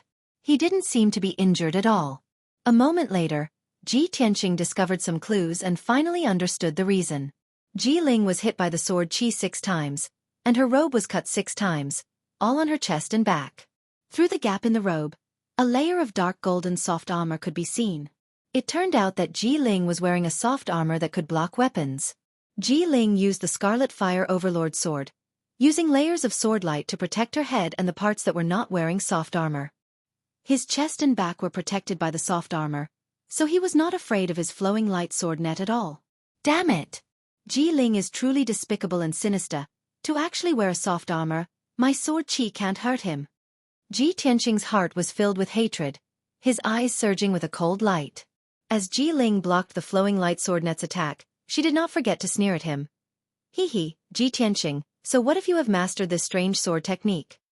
I have the golden silk armor to protect me, so I'm invincible. It's impossible for you to defeat me.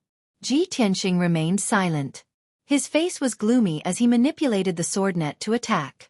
Ji Ling had the golden threaded armor to protect her, which made him feel helpless. The flowing light sword net was practically useless. After all, he was only at the true energy realm, and his sword chi was not strong enough to break through the defense of the golden silk armor. If he were to reach Tongxian realm, the might of his sword chi would be increased by at least 10 times and he would be able to break through the defense of the golden silk armor. Thinking of this, his desire to improve his strength became even more urgent. Soon, half an hour had passed. Ji Tianqing had been controlling the flowing light sword net all this time. His true essence consumption was enormous, and his mind was also very tired. He could clearly feel that his mind and strength were rapidly depleting. He could at most last for 100 breaths of time before he was defeated by Ji Ling's sword. On the other hand, Ji Ling was still using her sword technique to block the sword net. There were only 2 wounds on her body that were neither light nor heavy. Even though the robe he was wearing had been shredded into a pile of rags by the flowing light sword net, he was still wearing the golden silk armor, so he wouldn't be in too much of a sorry state. Moreover, his true essence and physical strength were still abundant. Even if he fought for another 15 minutes, it wouldn't be a problem. Under such circumstances, Ji Tianqing could only withdraw the flowing light sword net. Swoosh, swoosh, swoosh. Under his control, the flowing light sword net dissipated on the spot and turned back into 6 sword chi that flew back into his body. Ji Ling also temporarily stopped her attacks. She looked at Ji Tianqing with a mocking gaze and revealed a smug sneer. Why did you stop attacking? You know that you are weak and can't break through this king's defense? Or do you want to admit defeat and surrender? Ji Ling's tone was full of mockery and contempt. Ji Tianqing stared at her coldly and said word by word. You want me to admit defeat? Are you worthy? Ji Ling's expression became even colder, and her eyes surged with killing intent.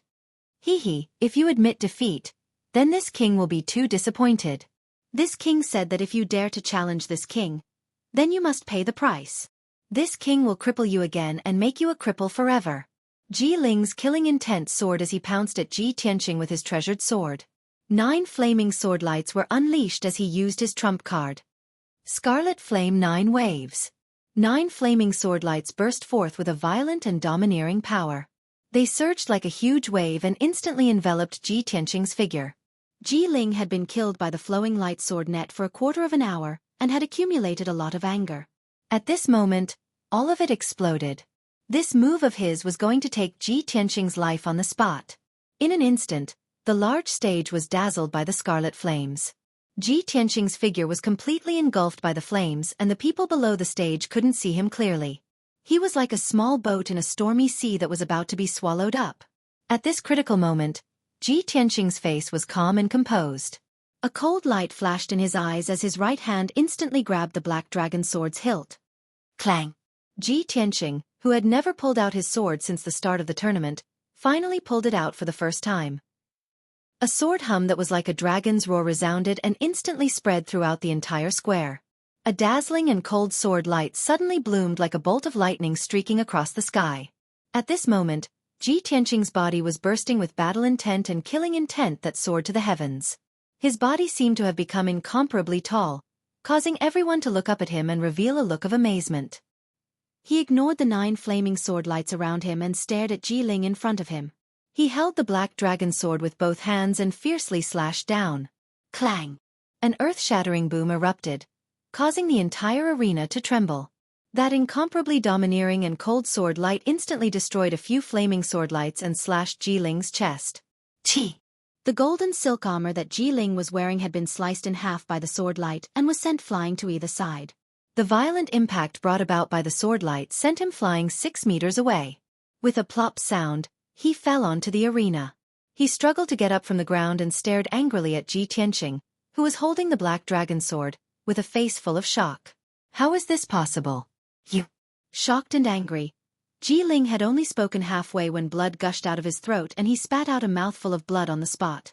Although his golden silk armor had helped him block the sword that seemed to be able to split the heavens and earth, his internal organs had still suffered heavy injuries. Ji Tianqing stepped forward, pointed the black dragon sword at Ji Ling, and shouted angrily, "Don't admit defeat. Otherwise, I will be very disappointed." A moment ago, Ji Ling had said these words in an extremely arrogant manner. And now, he had returned those words back to Ji Ling. Ji Ling's face immediately turned ashen with anger and his entire body trembled. "You want this king to admit defeat? Dream on." He let out a furious roar and jumped up 20 feet from the ground. Holding the sword with both hands, he slashed down at Ji Tianqing's head. Ji Ling had already unleashed all his potential.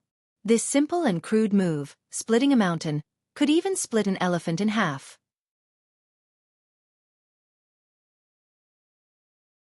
Chapter 81. Many of the experts present could see that Ji Ling was fighting like a cornered beast, using all of his strength for the final attack. If Ji Tianqing was smart enough, he would retreat and dodge Ji Ling's attack. He only needed to delay for a while and he would be able to easily defeat Ji Ling. However, Ji Tianqing did not retreat. Instead, he advanced. Not only did he not retreat to dodge, he even charged forward again, slashing down with the black dragon sword.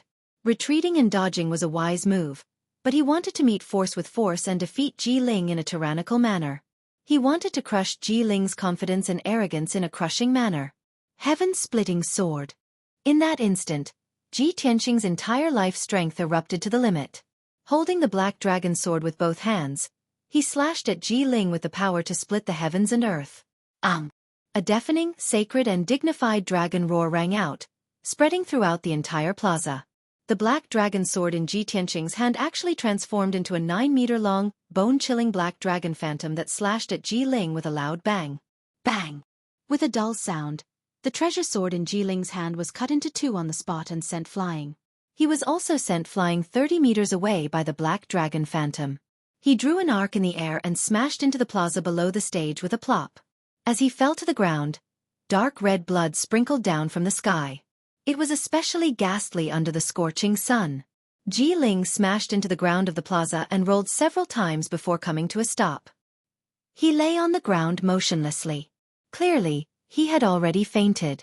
The surrounding onlookers were so frightened that they immediately retreated far away, letting out waves of screams and exclamations. The tens of thousands of spectators in the plaza had all personally witnessed the scene of the black dragon phantom sending Ji Ling flying with a single strike. Everyone was shocked until they were dumbstruck. Their faces were full of horror as they immediately roared in disgust. Heavens! What did I see just now? Was it a dragon? The legendary dragon? I saw it too. It was a huge black dragon. Too inconceivable. Ji Tianxing's sword actually slashed out a dragon phantom. If I hadn't seen it with my own eyes, I wouldn't have believed that the 7th level True Energy Stage young prince would be heavily injured by Ji Tianxing. The #1 genius from back then is back. Ji Tianxing's strength is several times stronger than before. Although the little prince's aptitude and strength are already monstrous, I didn't expect that he would meet a monster like Ji Tianxing.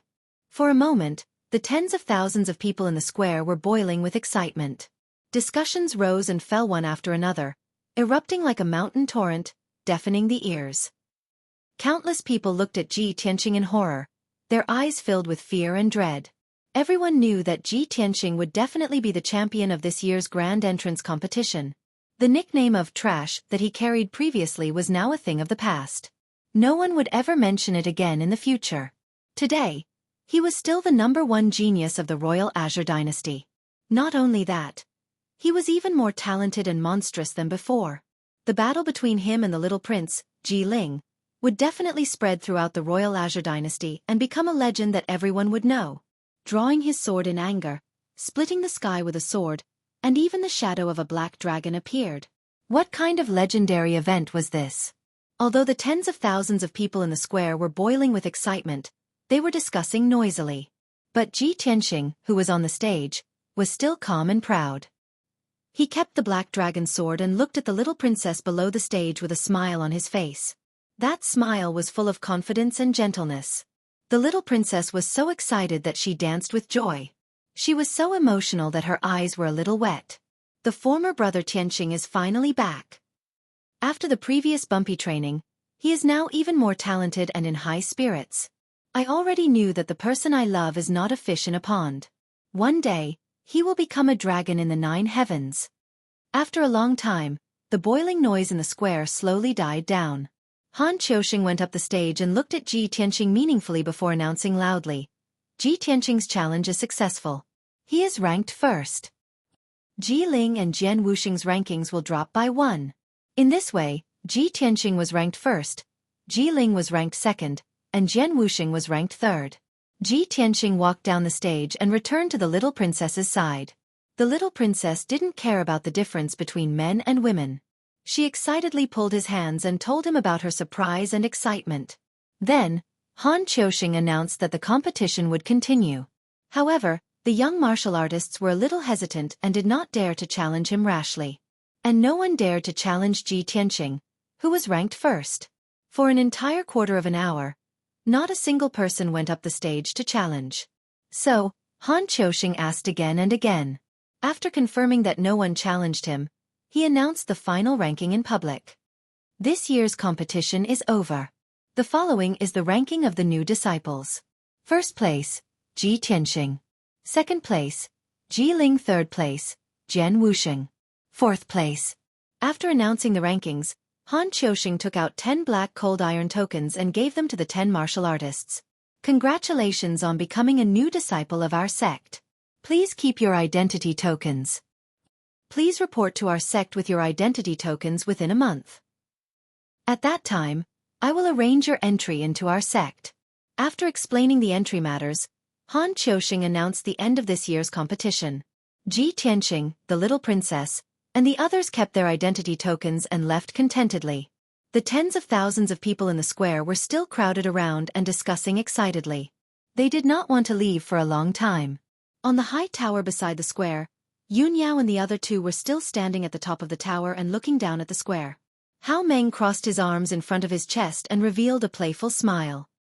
He clicked his tongue and said, I didn't expect that senior brother Bai and I would make an error in judgment.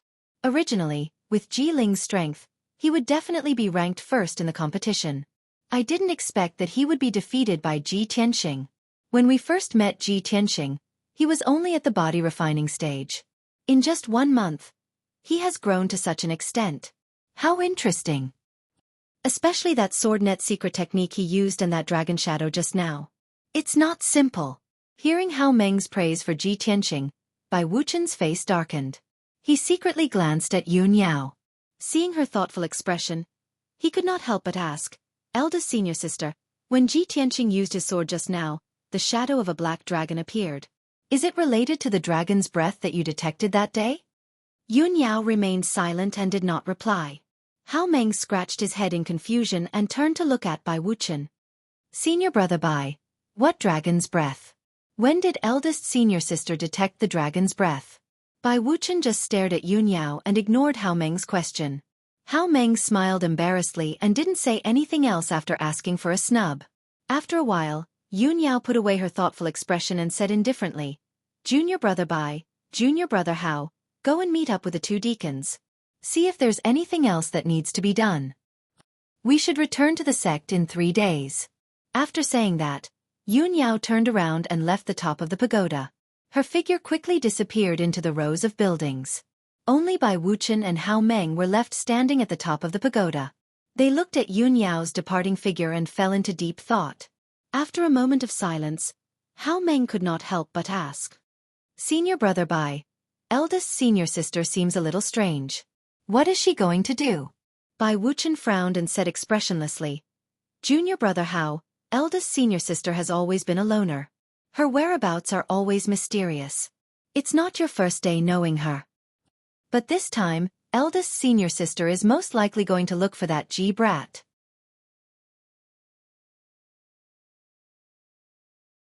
Chapter 82. Ji Tianxing rode the carriage and left the city square, heading back to the Ji mansion. The carriage passed through several streets, but it suddenly stopped when it entered a tree-lined path. Puzzled, he lifted the curtain and was about to ask the coachman what was going on when he looked up and saw a woman in a white dress standing in front of the carriage. Although he could only see the back of the woman in the white dress and her long black hair that reached her waist, he could still recognize her. However, he recognized that the woman in the white dress was Yun Yao just by looking at her slim back. Ji Tianxing hurriedly got out of the carriage and instructed the coachman, Wait for me here. I'll be back soon.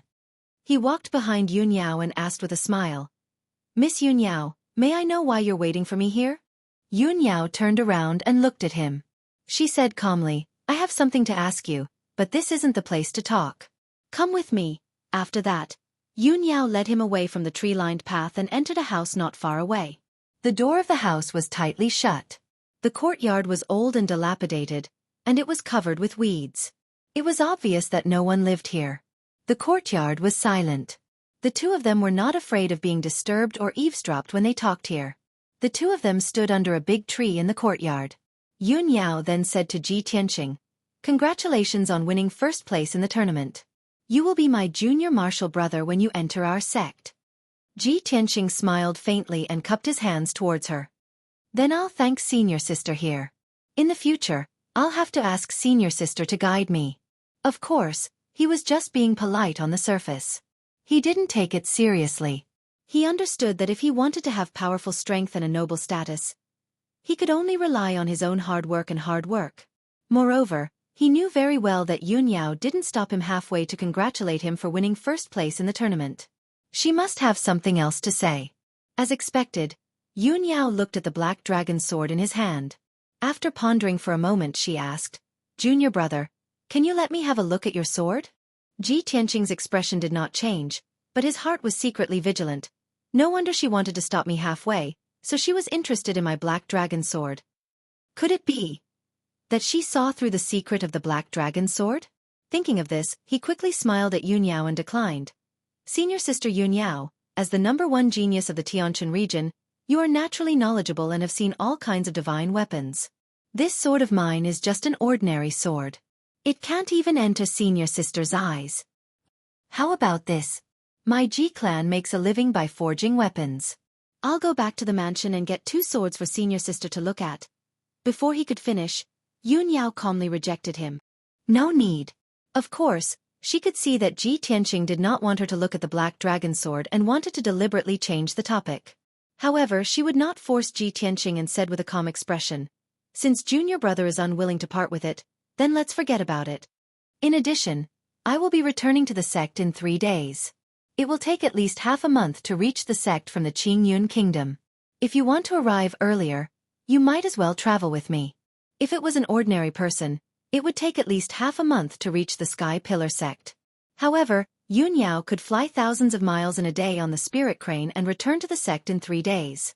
If he could ride the spirit crane with this peerless beauty to the Sky Pillar sect, how pleasant and enviable would that be? If it was anyone else, they would not refuse such good fortune.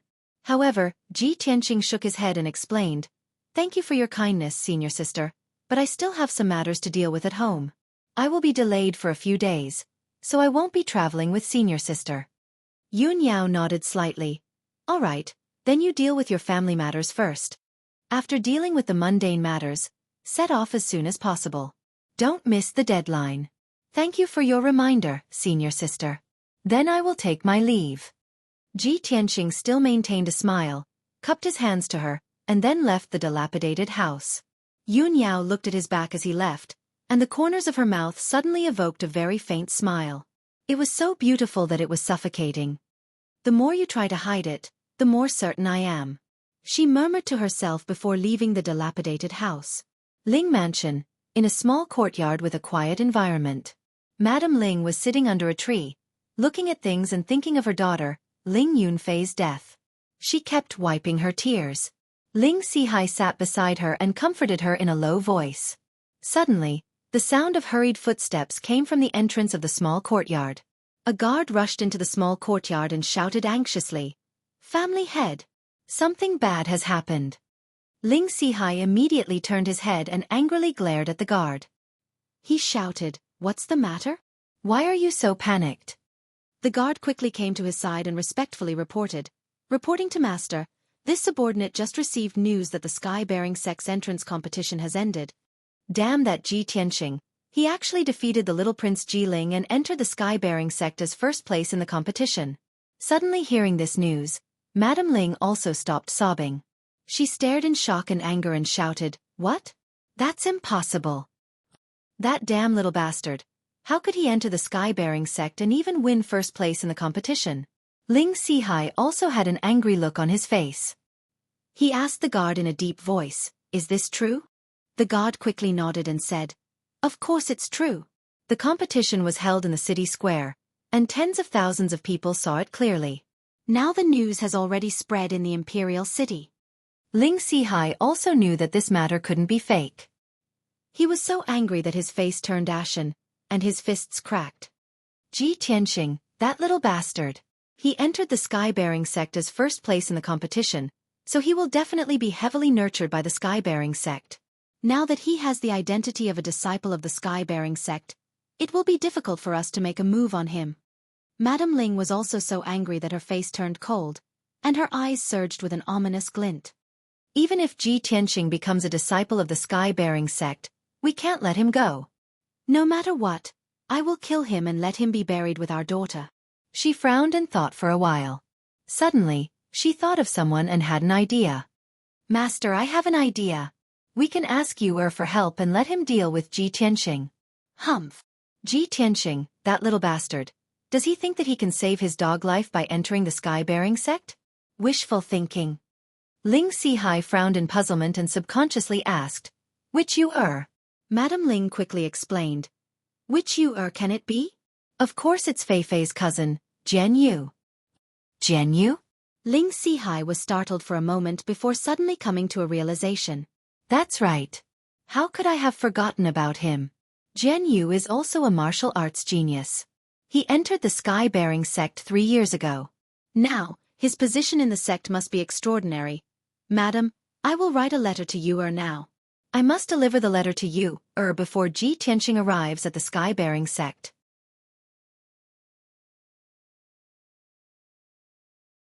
Chapter 83. On the way back to the Ji Mansion, Ji Tianqing was delayed by Yun Yao. By the time he returned to the Ji Mansion, it was already noon. At this time, the news of him defeating the young Prince Jiling and winning first place had already spread throughout the imperial city. Everyone in the Ji Mansion had also heard the news. Countless people were overjoyed and very excited. When Ji Tianqing stepped into the Ji Mansion, the steward had already brought many Ji family members to respectfully wait for him. Seeing that the Ji family members were in high spirits, he casually said a few words and dismissed them. After returning to the Cool Breeze courtyard, he immediately sent a letter to the Vice Hall Master, Mu Shan, to discuss matters. The entrance competition was over, and he had successfully won first place, becoming famous in one fell swoop. Now, it was time to resolve the Ji family's internal problems. A moment later, Mu Shan rushed into the courtyard like the wind and saluted him. "Greetings, young master."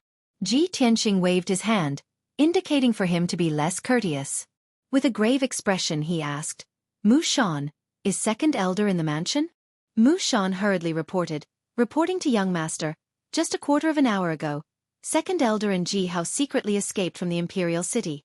However, this subordinate has been following young master's orders and has been secretly following them." Ji Tianxing furrowed his brows as a cold glint flashed in his eyes.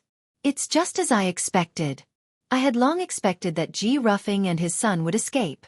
Now that I am the family head, I hold the power of the Ji family, I have won first place in the competition, and I have become a disciple of the Sky Pillar sect. Ji Ruffing can no longer do anything to me. I was just about to give the order to capture him and punish his crimes in public, but he fled in fear of punishment." "Humph." Mu Shan hurriedly took out a stack of papers and a small jade bottle from his sleeve and handed them to Ji Tianxing. "Young master, these are some criminal evidence that I found in the secret compartment of Second Elder's secret chamber. Please take a look." Ji Tianxing took the papers and jade bottle and carefully examined them. Those few slips of paper were the secret letters between Ji Ruffing and the young prince, Ji Ling, as well as the receipts for the secret weapon transactions. In the small jade bottle, there was still half a bottle of medicinal powder that had not been used up. It was the supplementary medicine for the energy-destroying powder. Ji Tianxing had long suspected that someone from the Ji clan had secretly poisoned his father, Ji Chongkong. That was why his father was poisoned on the day the Ling clan came knocking on their door. Now that he saw this half bottle of medicinal powder, he finally confirmed that the person who poisoned him was second uncle, Ji Ruffing. "The evidence is conclusive. Ji Ruffing, I'll make you pay with your blood this time." Ji Tianxing's face was filled with rage as he bellowed. He immediately ordered, "Mu Shan, leave a few experts behind to keep an eye on the managers in the mansion. Don't let them escape. Gather the men immediately. I will personally lead a team to hunt down Ji Ruffing. We absolutely cannot let him escape." "Understood." Mu Shan cupped his fists and accepted the order. He immediately left the room to gather the experts of Shadow Sword Hall. Ji Tianxing also hurriedly left the Cool Breeze courtyard. He found a chasing wind horse and prepared to set off. Currently, his father was heavily injured and was in seclusion. He would soon be heading to the Sky Pillar sect. The Ji clan would have no one to oversee the situation. If Ji Ruffing made a comeback, no one in the Ji clan would be able to stop him. Therefore, Ji Tianxing had already made up his mind to eliminate Ji Ruffing no matter what. If this internal trouble was not eliminated, the Ji clan would never have a day of peace. A moment later, Ji Tianxing led Mu Shan and the 6 experts of Shadow Sword Hall out of the Ji mansion. The group left the imperial city and chased westward as fast as lightning. Every 2 hours, Mu Shan would receive a secret message from his subordinates using swift windbirds to learn about Ji Ruffing's whereabouts and news. Unknowingly, 6 hours had passed. The sun had already set and the curtain of night was about to fall. At this time, Ji Tianxing, Mu Shan, and the others had already chased for more than 300 miles. They were far away from the imperial city and had entered Yuzhou. Obviously, Ji Ruffing had also discovered that someone was chasing after him. Not only did he run for his life without stopping, but he also fled into the mountains in order to shake off his pursuers. 2 hours later, Ji Tianxing, Mu Shan, and the others finally caught up to Ji Ruffing. In the darkness of the night, on top of a 1,000-zhang-tall mountain, Ji Ruffing, Ji Hao, and 4 other guards in leather armor were standing in the open space with their backs against each other in a defensive formation. The horses that the 6 of them rode had long been abandoned at the foot of the mountain. Ji Ruffing's appearance was somewhat disheveled. His clothes were soaked in sweat and his eyes were glaring angrily, flashing with a frightening light. Like the 4 bodyguards, he gripped his profound weapon saber and sword tightly and stared murderously at the Shadow Sword Hall experts around him. Ji Hao's face was ashen. He hid in the crowd with a frightened look in his eyes, trembling all over. 8 Shadow Sword Hall experts spread out and surrounded them, approaching step by step. Ji Tianxing strode into the field with Mu Shan and stopped 10 meters away from Ji Ruffing. He looked coldly at Ji Ruffing and shouted in a low voice, "Ji Ruffing, you're guilty of so many crimes. Do you still think you can escape?" Ji Ruffing stared at Ji Tianxing with a gloomy face. He pretended to be angry and shouted, "Ji Tianxing, I only went to Yuzhou to take care of family business. Why did you send people to kill me? Seeing his reaction, Ji Tianqing immediately sneered and said, Ji Ruffing, you're about to die and you still want to play dumb? You sent assassins to assassinate me. According to the Ji family's rules, assassinating the family head's legitimate son is a capital offense.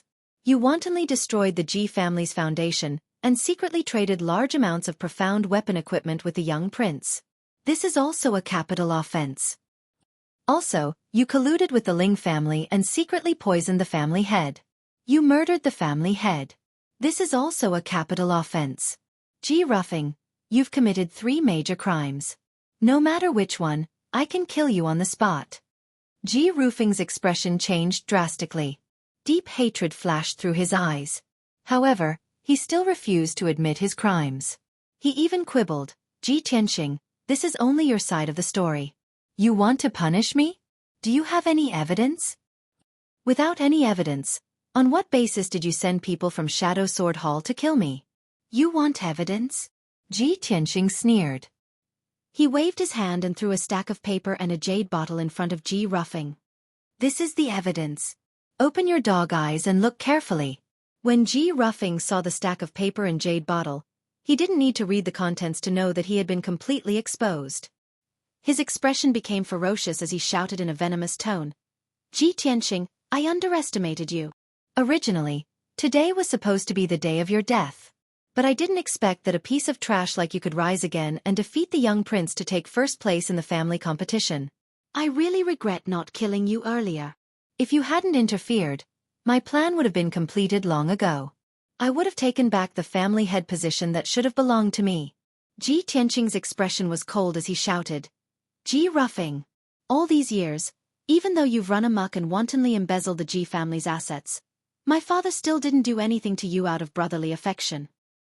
My father treated you like a brother, but you repaid his kindness with enmity. Not only did you plot to usurp the family head position, but you also wanted to kill us father and son. You've committed a heinous crime. Death is not to be regretted. Tonight, I will clean house for the Ji family.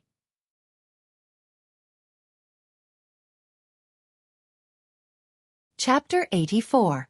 Hearing Ji Tianqing's words, Ji Ruffing laughed maniacally. He roared like a madman, bullshit. How am I inferior to your father? I'm the second son, and the position of patriarch should be mine. Why should I pass it to your father? It's your father, Ji Chongkong, who took away everything that belonged to me. He's the one who deserves to die. Ji Tianqing frowned, and a cold light flashed in his eyes. Ji Ruffing, you've lost your mind and your mind. Cut the crap. Take your head and accept your punishment. With that, he waved his hand and ordered Mu Shan, do it. Mu Shan accepted the order and leaped toward Ji Ruffing. He waved his sword and cold light filled the sky. The 8 Shadow Sword Hall experts also attacked, surrounding Ji Ruffing's 4 guards. Instantly, sword light flashed within a 20-meter radius, and a fierce wind blew. The sword light brought with it a violent and fierce wind that spread in all directions, sweeping up the fallen leaves on the ground and sending sand and stones flying. The dazzling cold light illuminated the dark night. Ding ding dang dang, after a series of clanging sounds of swords colliding, the battle ended. Although Ji Ruffing's 4 trusted guards were at the first or second level of the Mystic and Lightning realm, they could not withstand the attacks of the Shadow Sword Hall experts. Both sides had only exchanged a few blows before the 4 guards were killed by the Shadow Sword Hall experts. They lay on the ground covered in blood, turning into corpses. Ji Hao was even more vulnerable. His chest had been pierced by a sword light in the chaotic battle, and he died on the spot. Ji Ruffing was still alive, but he was also covered in wounds. The sword in his hand had been snatched away, and Mu Shan had a sword pressed against his neck. Ji Tianqing walked in front of him and shouted with a gloomy face, Ji Ruffing, you can say your last words now. Ji Ruffing's blood-stained face revealed a sinister smile filled with resentment. Ha ha ha. Ji Tianqing. Even if I die here tonight, you and your father won't live for long. You'll be buried with me sooner or later. I'll wait for you in the Yellow Springs. Someone will avenge me. Ha ha. With that, Ji Ruffing laughed maniacally. Then go to hell. Ji Tianqing coldly shouted, waving his sword and piercing his throat. Ji Ruffing immediately stopped breathing. His eyes were still wide open as his body fell to the ground with a plop. The mountain peak fell into silence. The night wind blew, dispersing the smell of blood on the ground. Deal with these corpses. Ji Tianxing ordered Mu Shan before walking towards Ji Hao's corpse. Ever since he caught up with Ji Ruffing and his son, Ji Hao had been trembling in fear. He hadn't said a single word, which seemed somewhat abnormal. He had specially observed Ji Hao just now and realized that Ji Hao's build and height were somewhat different from what he remembered. Ji Tianxing could not help but suspect that there was something wrong with this Ji Hao. He came to the side of Ji Hao's corpse and used his sword to pry open the hair covering his face, carefully observing Ji Hao's face. After a while, Ji Tianxing suddenly noticed something and frowned. Mu Shan, check Ji Hao's body and see if he was in disguise. Mu Shan immediately understood what he meant and hurriedly squatted down to examine Ji Hao's face. He stretched out 2 fingers and searched Ji Hao's face for a while before ripping off a human skin mask. Instantly, a dark and ordinary face appeared in front of everyone. Ji Tianxing looked at the unfamiliar face with a cold glint in his eyes. He said hatefully, "It really is a substitute. Damn that Ji Ruffing. What a scheming old fox. He had already found someone to disguise himself as Ji Hao and fooled us all." Mu Shan knelt down on one knee in shame and apologized to Ji Tianxing. "Young master, it is my negligence. I was careless and was fooled by a substitute, allowing Ji Hao to escape. Young master, please allow me to redeem myself. I will immediately send people to investigate. We must capture Ji Hao." Ji Tianxing thought for a while and nodded. "This matter cannot be delayed. Send people to investigate immediately. Remember, capture him alive." "Yes, young master." Mu Shan cupped his fists and immediately ordered the experts of the Shadow Sword Hall to start the operation. After he passed down the order and arranged the men, the corpses on the mountain peak were also dealt with. Ji Tianxing led everyone away from the mountain peak and returned to the imperial city. The next day, noon, the Ji Mansion's main hall. Ji Tianxing sat on the seat of the patriarch. Today, he was going to clean up the internal problems and reorganize the Ji family. Mu Shan stood beside him with a sword in his hand, looking like a murderous god. On both sides of the main hall sat Grand Elder Ji Dejiang, 4 managers with different surnames, and a few elders and elders of the Ji family. Third Elder Ji Changhe and 5 other managers with the surname Ji were forced to kneel in the middle of the main hall by the experts of the Shadow Sword Hall. Ji Tianxing took out all kinds of evidence and listed the crimes of the 5 managers with the surname Ji. Then, he announced the punishment in front of everyone. Remove the 5 managers with the surname Ji from their positions and confiscate all their family assets. Then, all 5 of them will be expelled from the Ji family and their names will be erased from the genealogy. From now on, these 5 people would no longer be the powerful managers of the Ji family. They would be reduced to penniless paupers. Moreover, they would be expelled from the Ji family and their names would be erased from the genealogy. Even after death, they would not be able to enter the Ji family's ancestral hall. To them, this was undoubtedly the most reasonable punishment. Ji Tianxing's announcement was like a bolt from the blue to the 5 managers with the surname Ji. They were dumbfounded on the spot. After regaining their senses, the 5 managers beat their chests and stamped their feet. They repeatedly kowtowed and begged Ji Tianxing to be lenient and forgive them. There were even 2 managers who wailed in front of everyone and slapped themselves in front of Ji Tianxing to express their remorse. However, what happened in the main hall a few days ago was still vivid in his mind. How could Ji Tianxing forgive them? At that time, these 5 managers had helped Ji Tianxing seize power and put pressure on Ji Tianxing. How repulsive were their faces. Now that things had progressed to this point, even if they wept bitterly and begged for mercy and repented, Ji Tianxing would not be merciful.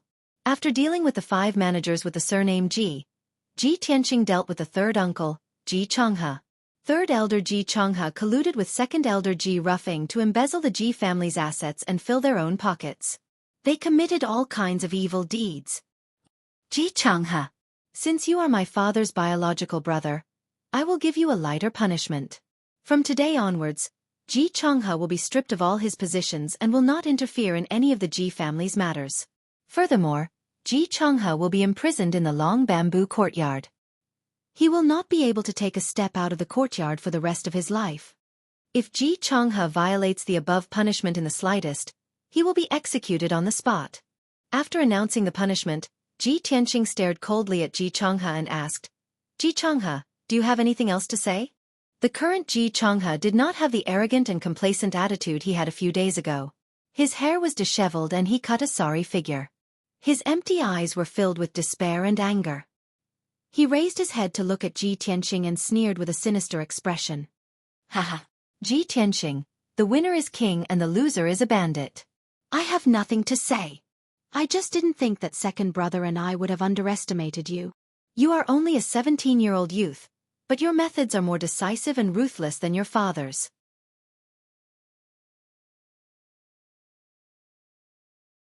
Chapter 85. After dealing with Ji Changhe and the 5 Ji clan heads, the internal strife of the Ji clan was finally completely eliminated. Ji Tianqing had avenged himself and his father, and also completed his father's task of protecting the Ji clan's 100 years of foundation. Of course, the removal of the 2 elders and the 5 clan heads would temporarily affect the Ji clan's businesses and properties. Ji Tianqing did not have many people under his command, only the Shadow Sword Hall and the 4 clan heads with different surnames. He had no choice but to carry out his duties as the clan head, working hard every day for the Ji clan's businesses and properties, formulating various plans, and finding ways to restore the Ji clan's businesses. Unknowingly, 3 days had passed. In these 3 days, he was unusually busy. In order to quell the aftermath of the Ji clan's internal strife, it could be said that he was mentally and physically exhausted. Fortunately, the Ji clan's properties covered more than half of the imperial Qing dynasty, and there were many capable people under his command.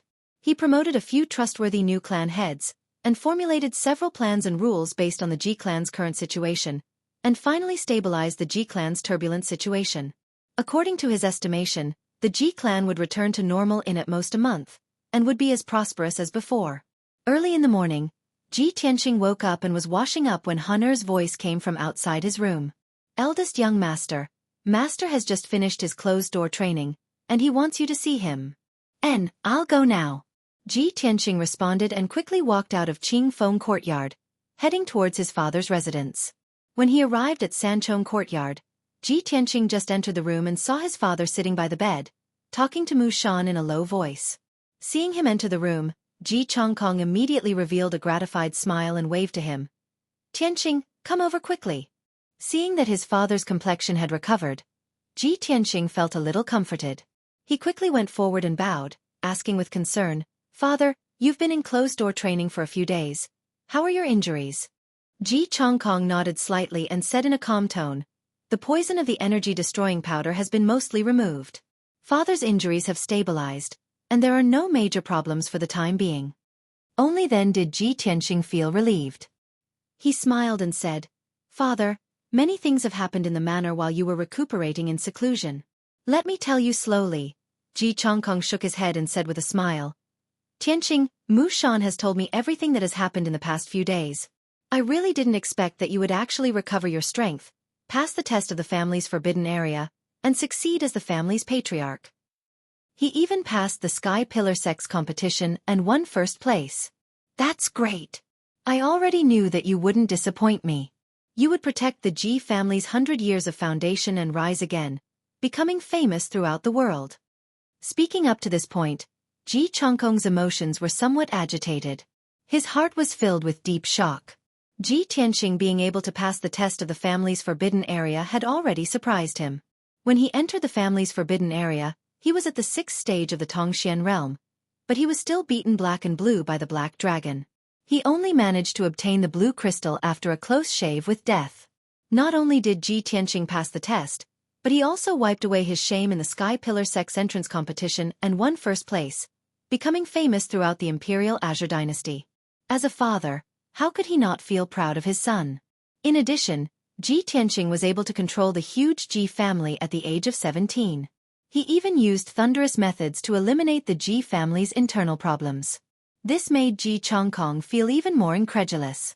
Seeing his father's emotions and amazement, Ji Tianqing smiled and said with concern, Father, although there are some unavoidable disturbances in the family's property and business after I eliminated the internal problems, I have already made arrangements. The current situation has already stabilized. At most, it will take 2 months for us to recover. Father, you are the pillar of the Ji family. During this time, You should focus on recuperating. You must recover your injuries and strength as soon as possible. Ji Chongkong waved his hand and said with a smile, Tianqing, you don't have to worry about me. I know the extent of my injuries. I know that you are wholeheartedly pursuing the peak of martial arts. Your lifelong goal is to enter the Sky Pillar sect to cultivate. You don't have to worry about the future. You can go to the Sky Pillar sect to cultivate at ease. I will take care of the family's mundane matters. You don't have to worry about these trivial matters. Ji Tianqing was still worried and asked worriedly, Father, your injuries haven't healed yet. What if the Ling family makes a comeback and retaliates? Ji Chongkong pointed at Mushan beside him and said with a smile, Just now, I had Mushan pass down the order to recall 16 Shadow Sword Hall experts to guard the Ji residence. With Mushan and the 16 Shadow Sword Hall experts, the Ji residence will be safe. The Ling family won't dare to make a move against me. Ji Tianqing thought for a moment and nodded, That's good. Then I will go back and prepare. We will leave for the Sky Pillar sect in 5 days. With this matter settled, the father and son chatted for a while more before Ji Tianqing took his leave. Half an hour later, Ji Tianqing returned to the Cool Breeze courtyard. Just as he walked to the door, he heard 2 voices coming from inside the room. They were talking in low voices. Humph. Old Ji is really not a good friend. He's been busy with the Ji family's matters these past few days and hasn't made anything good for me. I have to steal food personally to eat. The one who spoke was naturally the little ice fox, Qian Yu. Yes. Little fox, you are still the smart one. A few days ago, I helped old Ji fight and used up a lot of energy. My body is in a terrible state. I need to eat more to replenish my body. Ji Tianqing was very familiar with this voice. It was the little black dragon's voice. Hey! Little black dragon, don't eat so fast. Leave some for me. Damn it. That roasted chicken is mine. Give it back to me. Qian Yu's voice sounded again. It was unclear that she still had food in her mouth. Ji Tianqing frowned and immediately pushed open the door. He saw that the round table in the room was filled with all kinds of delicious food. There were all kinds of fresh fruits and delicious dishes, as well as roasted chicken, roasted duck, and roasted lamb legs. The food was piled up like a small mountain. Qian Yu and the little black dragon's claws were holding on to the food. They were eating heartily, grease dripping from their mouths. When Ji Tianqing walked into the room, Qian Yu was reaching out with its little claws, trying to snatch a golden roasted chicken from the little black dragon's hands. The 2 of them heard the door open and stopped at the same time. They turned their heads to look at the door. Ji Tianqing looked at the 2 of them with a strange expression. He pretended to be angry and said, Wow, the 2 of you are stealing food behind my back. The little black dragon hurriedly swallowed half of the chicken leg in its mouth. Then, with a whoosh, it turned back into the black dragon's sword and wormed its way into the scabbard hanging on the wall. Qian Yu hurriedly wiped the grease from its little mouth and smiled. Old Ji, don't be angry. I didn't mean to steal food. It rolled its eyes and pointed its little claws at the black dragon's sword hanging on the wall. It said righteously, It was the little black dragon who wanted to eat and instigated me to steal food from the kitchen. It has been complaining to me for the past few days. It said that it used up a lot of energy to help you fight in the arena that day. It even hurt its waist and needed to eat to replenish its energy.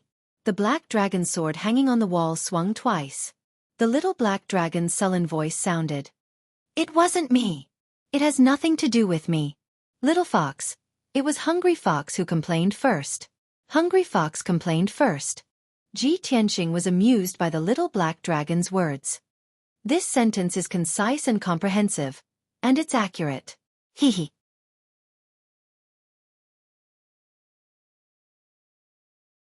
Chapter 86. Seeing that Qian Yu still wanted to argue, Ji Tianqing waved his hand. All right, stop arguing.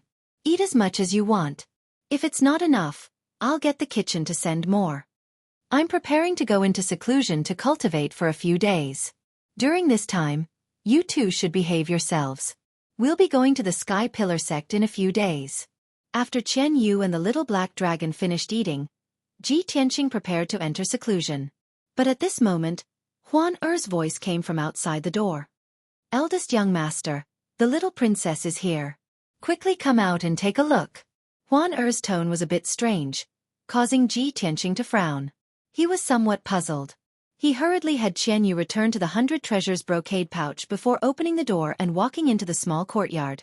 Huan was standing at the entrance of the small courtyard, respectfully welcoming the little princess. At the entrance of the courtyard, a delicate and cute figure wearing a light yellow dress entered Ji Tianxing's eyes. Big brother Tianxing, I'm here. Jiku entered the courtyard with a smile as beautiful as a flower. Her footsteps were light and nimble, and it was clear that she was in an extremely good mood. Ji Tianxing smiled and nodded. He was about to step forward to welcome Jiku. However, when he saw a large group of guards following closely behind Jiku and carrying several boxes, the smile on his face immediately turned into confusion. Cuckoo, what are you doing now? Jiku came to his side with a face full of joy. She intimately held his arm and directed the palace guards to carry the boxes into the room. Big brother Tianxing, don't misunderstand. I'm not here to give you gifts this time. These boxes are all my luggage. I've decided to stay with you for a few days. Ji Tianxing's expression became a bit strange. Cuckoo, this isn't good, is it? You're an unmarried princess, and you're coming to stay with me.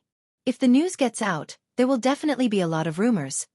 Jika's face was full of smiles. Clearly, she didn't care about the negative effects. After the guards put down the boxes, she ordered them to leave the small courtyard. She pulled Ji Tianxing into the room. After sitting down, she smiled and said, Big brother Tianxing, we'll be going to the sky-bearing sect in a few days anyway. I'm bored staying in the palace for the next few days, so I'll stay here for a few days. It'll be convenient for us to set off together. What's wrong?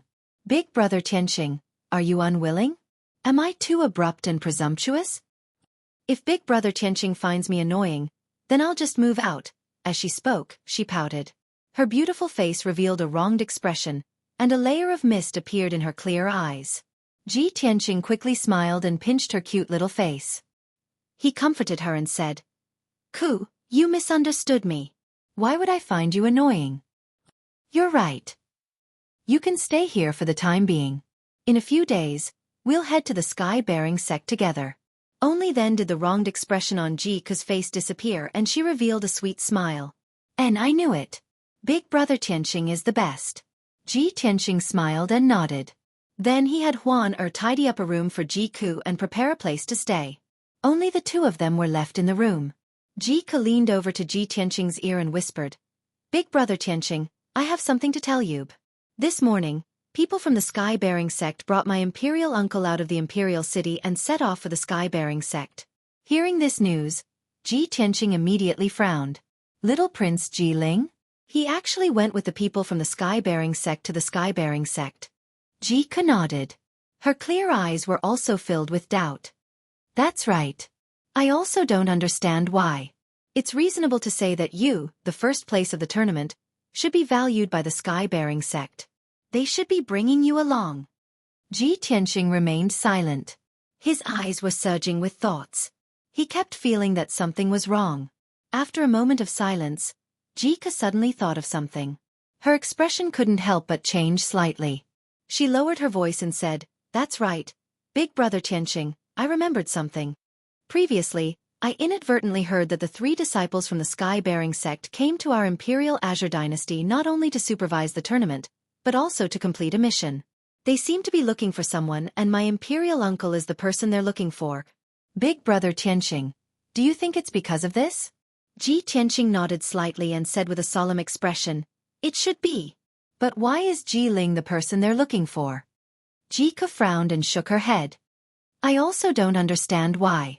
Perhaps when we reach the sky-bearing sect, we'll know what's going on. Following that, Jika chatted with him for a while more before preparing to return to her room to rest. Ji Tianxing hurriedly urged, Cuckoo, I'm preparing to go into seclusion to cultivate for a few days. We'll set off in 5 days. It'll take at least half a month from the Imperial Azure Dynasty to the sky-bearing sect. The journey is long and bumpy. You should rest well these few days. Jiku nodded obediently to show that she understood. She bid farewell to him and returned to her room. Ji Tianxing also entered the secret underground chamber. He took out many pills and swallowed them before he began to cultivate. 2 days ago, he took the time to go to the martial arts hall and tested his strength again. Now, He already had the strength of the 5th level of the true element realm. Moreover, the sword embryo in his body was growing stronger day by day. His strength was still rapidly increasing. Ji Tianqing considered and prepared to cultivate the 3rd level of the sword heart Dao. He wanted to refine the 9 main meridians in his body into a sword vein. Although his meridians had been transformed by the red star flower's medicinal power, his meridians were much tougher and stronger than ordinary people. However, this was far from enough. It was difficult to support the powerful sword qi and the circulation of his true essence. Only by refining the 9 main meridians into a sword vein could he circulate his true essence more smoothly and control the sword qi more freely. In the dark secret chamber, Ji Tianqing sat cross-legged in the essence-gathering array. His hands formed the sword-controlling art as he began to cultivate. The medicinal pills that he had just consumed were also catalyzed by his true essence and emitted a majestic medicinal power. The medicinal power flowed endlessly in his meridians, strengthening his true essence and sword embryo. He circulated his qi and cultivated for 9 cycles, and a day had passed. A day of bitter cultivation had increased his strength by a few notches. The sword embryo had also grown significantly. He was about to consume another medicinal pill to cultivate when his body suddenly stiffened. His consciousness was sucked into the mysterious black hole in his dantian and into Kenshin's tomb. Swoosh! Ji Tianqing's consciousness entered a cold and dark space. He looked around and realized that he was no longer in the vast wilderness. Instead, he was under the indomitable pitch-black sword steel. The ancient sword steel that was tens of thousands of feet tall was as majestic as before. It emitted a majestic aura that could suppress heaven and earth. The 4 blood-red words on the sword steel emitted a domineering and sharp sword essence that seemed to be able to tear the sky apart. Ji Tianqing immediately understood that the sword soul, the burial of heaven, must have pulled his consciousness into Kenshin's tomb and brought him here.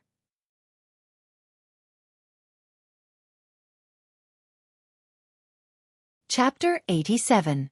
Ji Tianqing looked up at the ancient sword steel and asked calmly, "Senior Burial of Heaven, did you summon me here?" Burial of Heaven's voice immediately sounded from the ancient sword steel. It was still as powerful and distant as usual. "Yes." Ji Tianqing nodded and asked again, "Senior Burial of Heaven, may I ask why you summoned me here?"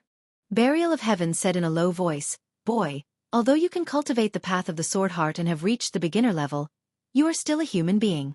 Your innate talent is limited, and you are destined to only be able to reach the 3rd level of the path of the sword heart. You will never be able to reach the 4th level.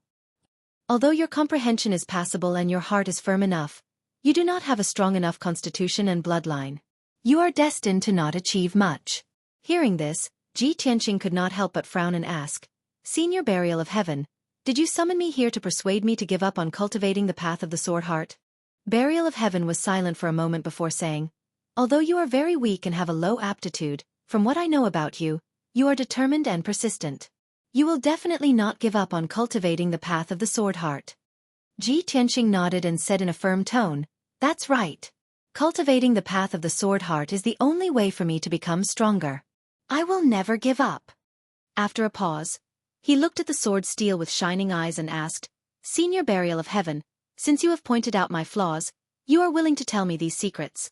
You must have a way to solve my innate talent, right?" Burial of Heaven said in a low voice, "Yes, you are very smart. Since you have successfully cultivated the path of the sword heart with a human body, you can be considered to have some connection with Kenshin. I can help you solve your innate talent flaw." Kenshin once stepped into the Tianqin domain and left an opportunity in the Star Ancient Realm. That's a drop of Kenshin's divine blood sealed within the heavenly astral bead. If you can find the heavenly star bead and obtain that drop of divine blood, you'll be able to fuse with the Kenshin bloodline and solve the flaw of your innate talent. You'll also be able to successfully cultivate the supreme sword Dao of Kenshin. Hearing this, Ji Tianqing's eyes shone brightly, his heart filled with anticipation and desire. Ancient Star Realm? Divine Blood? Heavenly Star Bead? Thank you, Senior Burial of Heaven. I'll remember this. He knew very well that the supreme sword Dao that the Sword Soul Burial of Heaven mentioned was not only the Sword Heart Dao, but also a higher-level sword Dao absolute art. If he could obtain the god's blood in the heavenly star bead, not only would he be able to make up for his innate flaws, but he would also be able to cultivate a more profound sword Dao. How could he not be excited? How could his blood not boil? However, Ji Tianqing quickly calmed down as his heart was filled with worry. The ancient star realm is the most mysterious and peculiar ancient realm in the Tianjin region. Legend has it that it's a cultivation holy land created by an ancient almighty. It's like a small world. The Sky Pillar sect and the 7 top sects of the Tianjin region are all located in the ancient star realm, and they each occupy a spirit vein treasure land. With my current strength, searching for the heavenly star bead in the ancient star realm is undoubtedly like searching for a needle in a haystack. I'm afraid I won't be able to find it in my lifetime, right? The Sword Soul Burial of Heaven told me this news. Although it's exciting, it's just an illusion. It can only be a fantasy. At this moment, the Sword Soul Burial of Heaven spoke again. Kid, aren't you going to the Sky Pillar sect in a few days? The Sky Pillar sect is in the ancient star realm. After you settle down in the Sky Pillar sect, do your best to find the heavenly star bead. If you want to master Kenshin's Supreme Sword Dao and become a supreme expert like Kenshin, you only have one path to take. Ji Tianqing frowned and asked doubtfully, Senior Burial of Heaven, how do you know that I'm going to the Sky Pillar sect in a few days? The Sword Soul Burial of Heaven let out a low chuckle. Hee hee, I'm in your body. I know everything about you. Otherwise, how could you have survived in the Taiyi mountain range and even subdued that little heavenly fox? Ji Tianqing came to a realization and felt even more respect for the Sword Soul Burial of Heaven. Oh right, Senior Burial of Heaven. You said that Qian Yu is a little heavenly fox? Can you tell me more about it? The Sword Soul Burial of Heaven said indifferently, it's just a divine beast, heavenly fox. Although it's one of a kind in this world, when I was in the upper realm. At this point, it suddenly stopped and didn't continue. In short, it's also a great opportunity for you to subdue that little heavenly fox. It will be a great help to you in the future. Since the Sword Soul Burial of Heaven didn't want to say more, Ji Tianqing didn't ask any more and nodded to show that he understood. Thank you for your advice, Senior Burial of Heaven. Senior Burial of Heaven, you told me so many secrets today and even helped me think of a way to solve my innate talent defect. You must have your reasons. Ji Tianqing knew very well that there was no such thing as love or hatred for no reason in this world. The Sword Soul Burial of Heaven didn't have any friendship with him, but it was willing to tell him so many secrets and help him come up with ideas. It must have other motives. Sure enough, the Sword Soul Burial of Heaven didn't hide it and said truthfully, yes, part of the reason why I helped you is because you have some relationship with Kenshin. And the main reason is that I need you to grow stronger quickly and help me obtain a stronger primordial chi so that I can gradually awaken. The primordial chi I obtained from the little heavenly fox was too weak. It could only keep my soul from being destroyed, but it couldn't really awaken. Hearing this, Ji Tianqing raised his eyebrows and smiled. Senior Burial of Heaven, since that's the case, then this is a deal between us. You guide me in cultivating Kenshin's Supreme Sword Dao, and I help you recover your primordial chi after I become stronger. How about it? The Sword Soul Burial of Heaven suddenly chuckled in a mocking tone. The sword steel also burst forth with a soaring sword intent, causing a fierce wind to blow in the sky. Ha ha ha! A lowly human boy dares to make a deal with me? You're really an interesting little guy. Fine, I'll do as you say. This matter was settled. The ancient sword steel burst forth with an invisible force and sent Ji Tianqing's consciousness out of Kenshin's tomb. Swoosh! His consciousness returned to his body, and he opened his eyes. Star Ancient Realm, Heavenly Star Pearl, Kenshin's blood. I will never give up on the Sword Heart Dao. I will definitely find the Heavenly Star Pearl and obtain Kenshin's blood. Ji Tianqing clenched his fists and swore in his heart. After a long time, he finally calmed down and began to cultivate again. In the next 4 days, he cultivated in seclusion in the secret chamber and didn't show himself. It wasn't until the morning of the 5th day that he ended his cultivation and walked out of the secret underground chamber. At this time, his strength had increased a few times compared to before he went into seclusion, and he wasn't far from true energy stage 6. Today was the day he and the little princess Xueqi set off. Please add me to the bookshelf. Please recommend me and give me tips. Thank you, brothers.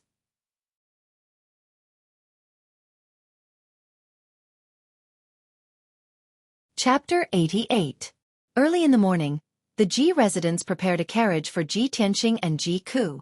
Other than the 2 coachmen, there were also 4 bodyguards who would escort them to the Sky Pillar sect. Ji Chongkong personally led the Ji family to send Ji Tianqing and Ji Ku out of the Ji residence and waved goodbye to them. The two carriages left the imperial city under the morning sun and headed north along the official road, kicking up a cloud of dust. Originally, Ji Tianqing and Ji Ku were in a separate carriage and their luggage was also in their respective carriages. The Ji family arranged it this way to avoid suspicion, and they also didn't dare to neglect the little princess. They couldn't let the precious little princess squeeze in the same carriage as Ji Tianqing, right? What kind of scandal was this? Where would the imperial family's face be? However, when the carriage left the imperial city, the little princess squeezed into Ji Tianqing's carriage and insisted on squeezing in with him. Her reason was very good. The journey to the Sky Pillar sect was so long and it was too boring to sit alone in a carriage. Of course, she needed someone to chat with to relieve her boredom. Ji Tianqing naturally couldn't bear to refuse her. Seeing her smiling face and her extremely good mood, he chatted with her along the way. In the afternoon, Ji Ku was a little tired and didn't chat anymore. She lay in Ji Tianqing's arms and dozed off. Ji Tianqing naturally wouldn't wake her up. He even changed into a more comfortable position and hugged her as he quietly pondered. When night fell, the two carriages drove into a small town. Everyone found an inn to stay in and rest. Early the next morning, everyone rested well and replenished their water and food before continuing on their journey. From the Imperial Azure Kingdom to the Star Ancient Realm where the Sky Pillar sect was located, they had to pass through two kingdoms. Fortunately, they were on the main roads of the various kingdoms and the carriage's speed was also very fast. They could travel 500 to 600 miles a day. 3 days later, the carriage drove out of the Imperial Azure Kingdom and entered the Mao Rong Kingdom. There were many mountains and rivers in the Mao Rong Kingdom. The scenery was magnificent and the culture was also very different from the Imperial Azure Kingdom. Ji Tianqing and Ji Ku sat in the carriage and enjoyed the scenery along the way. They chatted happily. This was especially true for Ji Ku, who had grown up in the Imperial Palace and rarely left the Imperial City. She had always been curious and yearned for the outside world. Leaving the Imperial Azure Kingdom for the Sky Pillar sect was the furthest journey she had ever taken in her life. With the person she loved by her side, she could broaden her horizons and increase her experience. Of course, she was excited and happy. After 3 days of interaction, her relationship with Ji Tianqing had become more and more intimate. Although Ji Tianqing took care of her as an elder brother, she had already regarded Ji Tianqing as her lover, so she did not avoid suspicion in the slightest. Now, Ji Ku had already fallen in love with this kind of life where he didn't have to care about other people's opinions and worldly etiquette when he was outside. She secretly prayed in her heart that it would be great if she could stay like this with big brother Tianqing forever. 9 days later, the carriage left Mao Rong State and entered the territory of Hengchuan State. As long as they crossed Hengchuan State, they would reach the ancient Star Realm. That evening, Ji Tianqing and the others entered a city called Fengyang City. The area of Fengyang City wasn't big, only about half the size of the Imperial City. However, the city was bustling with people coming and going. Even at night, it was still noisy. After all, Fengyang City was the only way to enter Hengchuan State. Many merchants from the Imperial Azure Kingdom and Mao Rong State had to pass by here to enter and exit Hengchuan State. After Ji Tianqing and the others entered Fengyang City, they stayed in the best inn in the city and rested there for the night. The inn was very big and there were many guests eating in the main hall on the first floor. There were all kinds of people and there were people from all walks of life. Ji Tianqing and Ji Ku led 2 guards into the main hall and sat down at a table to eat. Many of the young and middle-aged men in the surroundings widened their eyes when they saw the appearance of the little princess Ji Ku. They were stunned. After all, Ji Ku was the princess of the imperial family. Not only was she born beautiful and cute, but she also had a noble and graceful temperament. Even though she was only 15 years old, she was already a rare beauty.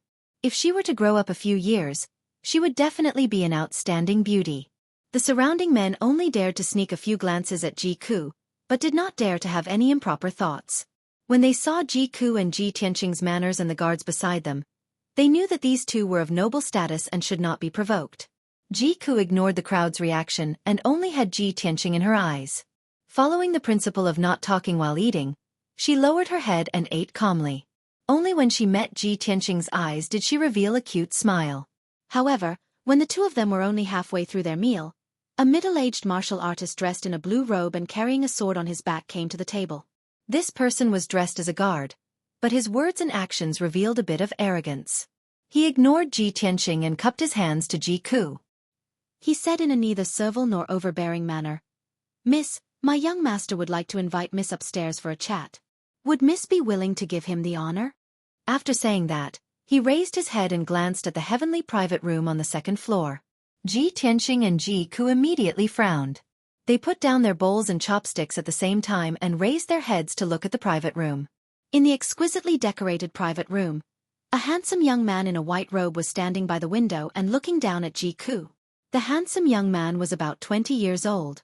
He wore a jade crown on his head and his hair was tied up in a bun.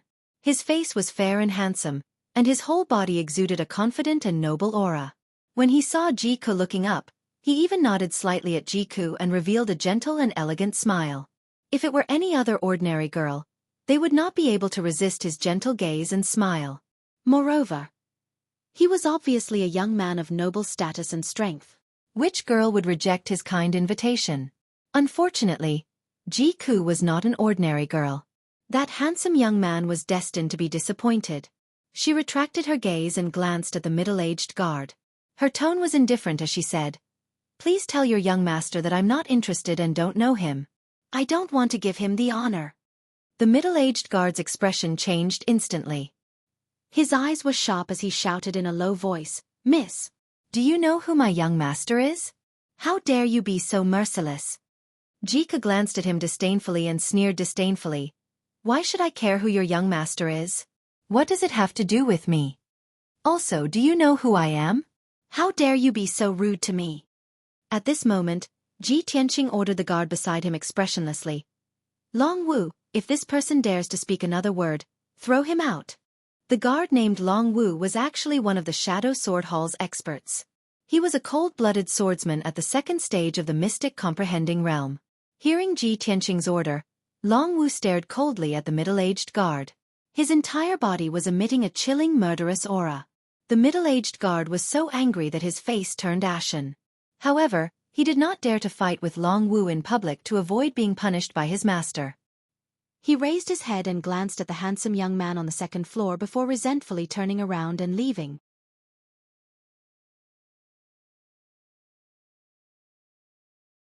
Chapter 89. In a private room on the second floor. The middle-aged guard stood respectfully at the door and reported Jika's words to the white-robed young man. After he finished speaking, he added a few more words with anger still lingering in his voice. "Your Highness, you are the first prince of our Chongfeng nation. How honorable is your identity? It is her honor that you are willing to invite her. I didn't expect that girl to be so rude." The white-robed young man sat at the table with a wine cup in one hand and his chin in the other. There was a sneer at the corner of his mouth. He pondered for a moment and muttered to himself, "Such a beautiful, cute, and intelligent girl. It's really rare to see such a person. I have traveled all over Chongfeng, Maorong, and other countries, but I have never seen such a lovable girl. Her beauty and intelligence can almost be compared to Xian. However, she has a soft spot for that ordinary black-robed young man. What a pity." The middle-aged guard frowned and thought for a moment. A cold light flashed in his eyes as he lowered his voice and said, "Your Highness, do you want me to teach that kid a lesson? Your subordinate will capture that girl later. Tonight, Your Highness can do whatever you want with her." He had done this kind of thing for the first prince before, and it was more than once. If he really wanted to do this kind of thing, he was very familiar with it. It was also because of this that he was highly regarded by the first prince and was brought along by his side. The first prince frowned slightly and pondered for a moment before waving his hand and saying, "No need. Let's put this matter aside for now. Go check how many silver notes we have with us. Prepare all the money. I will go to the Treasure Heaven Pavilion later. There will be a 10,000 spirit jade pillow in tonight's auction. It is said that this item has miraculous effects. It can regulate yin and yang qi and treat all kinds of illnesses. Xian has been tortured by extreme cold poison since she was young. If I get the 10,000 spirit jade pillow and give it to her, I think she will." The middle-aged guard cupped his hands and accepted the order. He quickly went to count the money in the luggage. In the hall on the first floor, Ji Tianqing and Ji Ku continued to eat. Jika's mood was not affected even though he had been disturbed by a strange noble young master. The two of them were eating when they heard the guests at the nearby tables chatting idly, and their words were mixed with words like auction and treasure heaven pavilion. Xueqi listened attentively for a while and got the gist of it. She revealed an expression that was filled with interest as she said to Ji Tianqing, "Big brother Tianqing, I heard that the Treasure Heaven Pavilion in the city is going to hold an auction tonight. This is an annual grand event. The reason why the city is so lively tonight is most likely because of this auction. Shall we go and take a look?" Ji Tianqing frowned slightly and shook his head with a chuckle. Let's not join in the fun. When we were in the Imperial City, we've seen countless auctions. This Fengyang City is far less prosperous than the Imperial City. It's just an auction. There's no point in watching it. Even though Xueqi yearned for it in her heart, seeing that Ji Tianqing didn't agree, she could only purse her small lips and resentfully say, "All right, I'll listen to Big Brother Tianqing." While the two of them were talking, a handsome youth at the neighboring table had been listening to their conversation with a smile on his face. This blue-robed youth was about the same age as Ji Tianqing. He had a tall and straight figure, a handsome face, and an imposing appearance. There were also two middle-aged martial artists standing at the side of the table.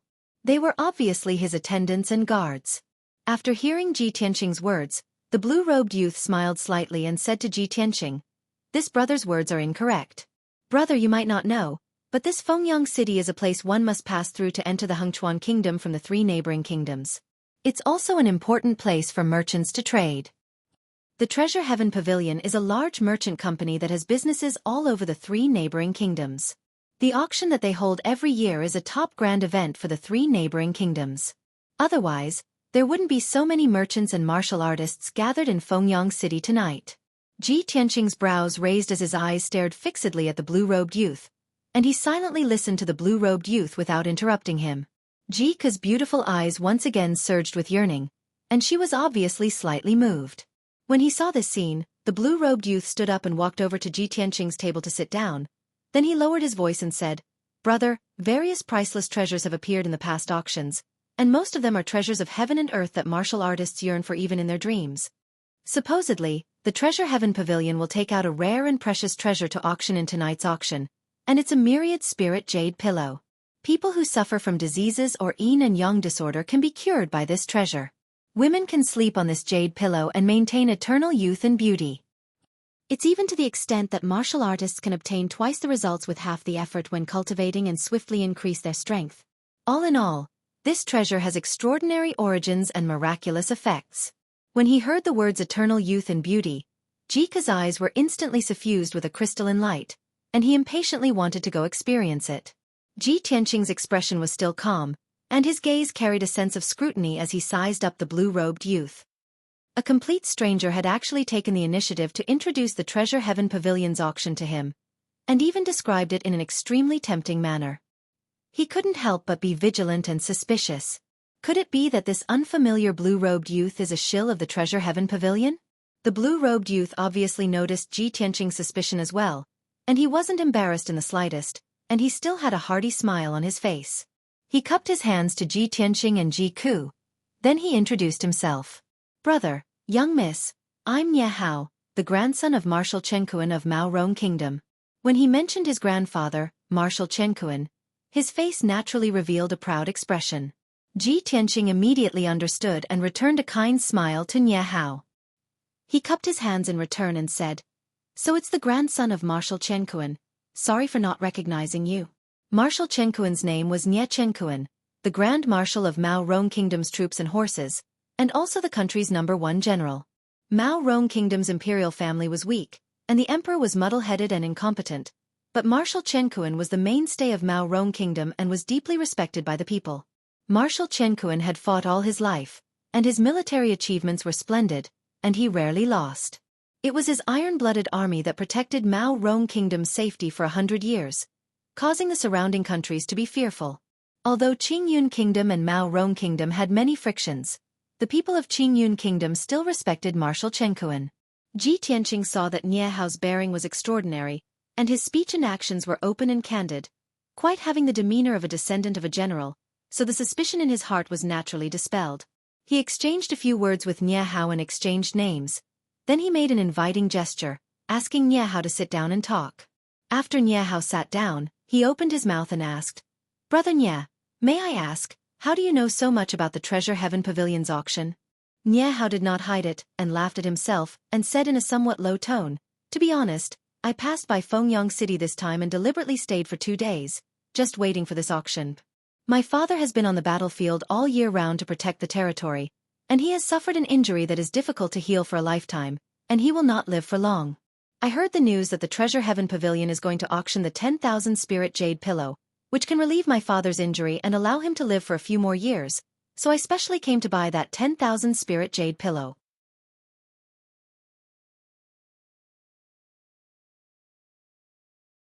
Chapter 90. Nye Hao's feelings and experiences caused Ji Tianqing to empathize with him. His father, Ji Chongkong, was also plagued by internal injuries and probably wouldn't live for long, so he was extremely worried about his father's injuries as well. Imperceptibly, the distance between him and Nye Hao was pulled closer. The two of them chatted for a while, and it was already 3:45 p.m.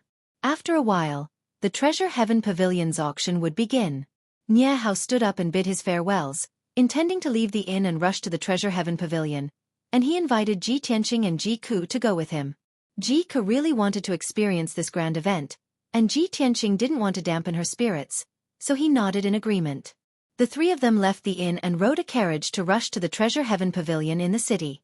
The Treasure Heaven Pavilion was located on the most bustling street in the city, and it occupied an extremely vast area. The few palaces and tall buildings were constructed with a grand and magnificent aura.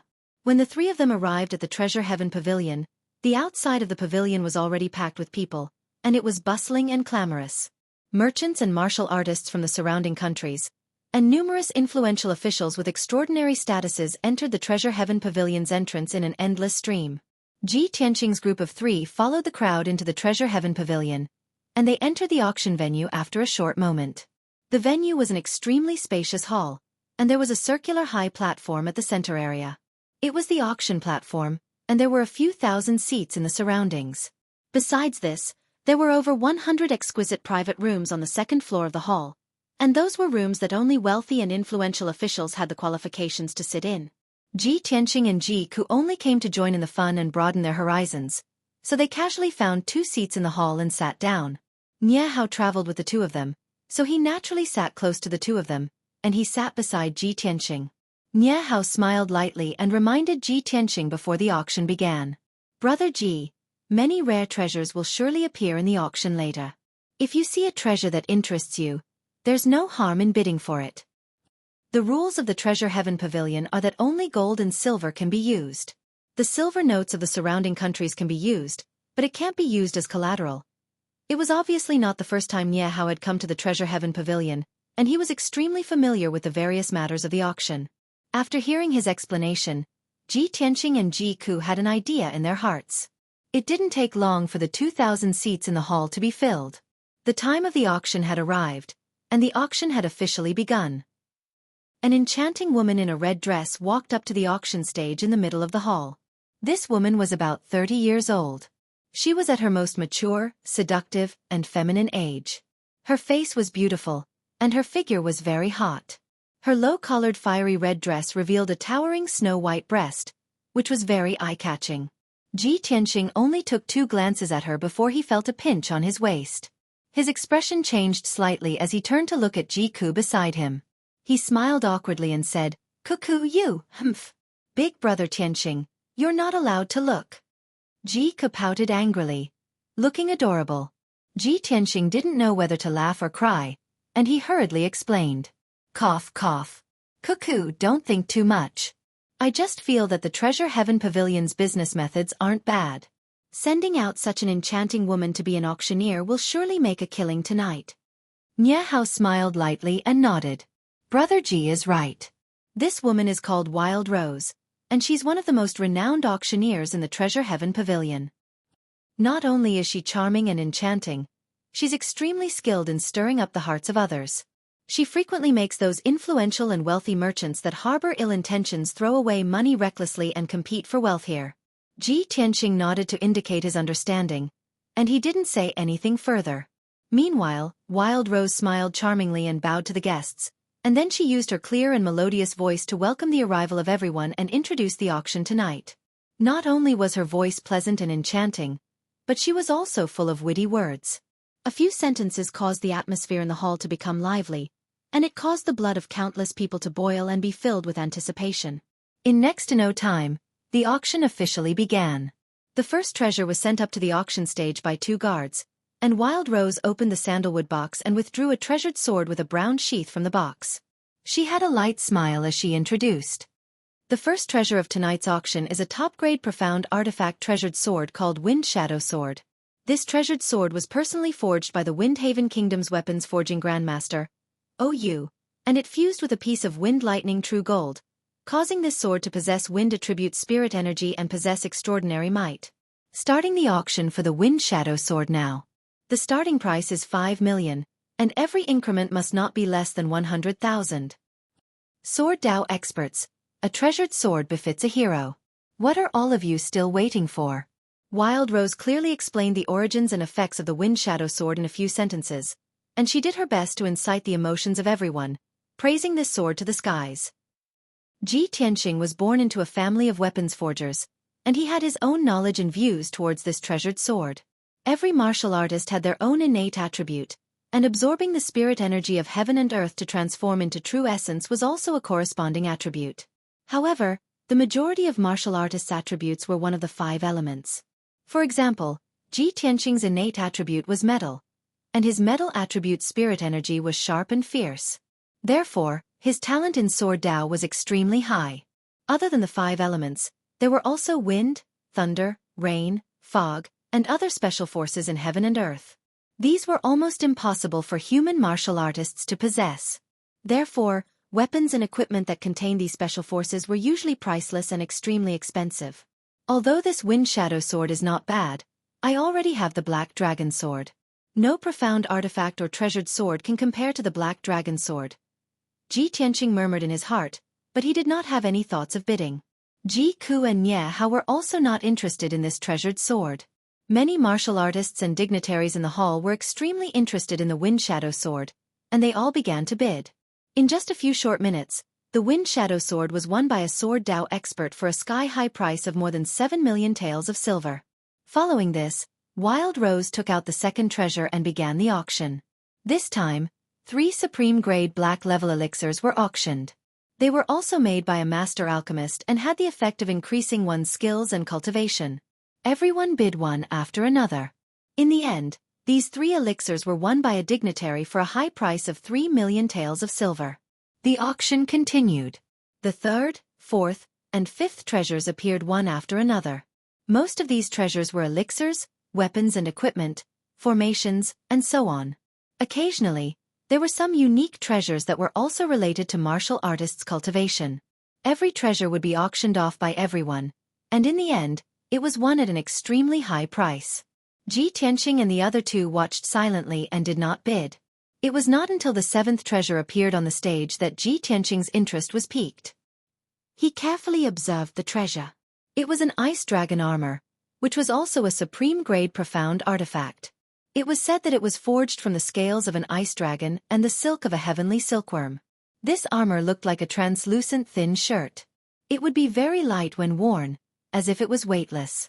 However, it was impervious to fire and water, and would not decay for thousands of years. Weapons below supreme-grade profound artifacts would not be able to break through the defense of this armor. Without a doubt, this ice dragon armor was a treasure that martial artists yearned for. Wearing it could save one's life at a critical moment.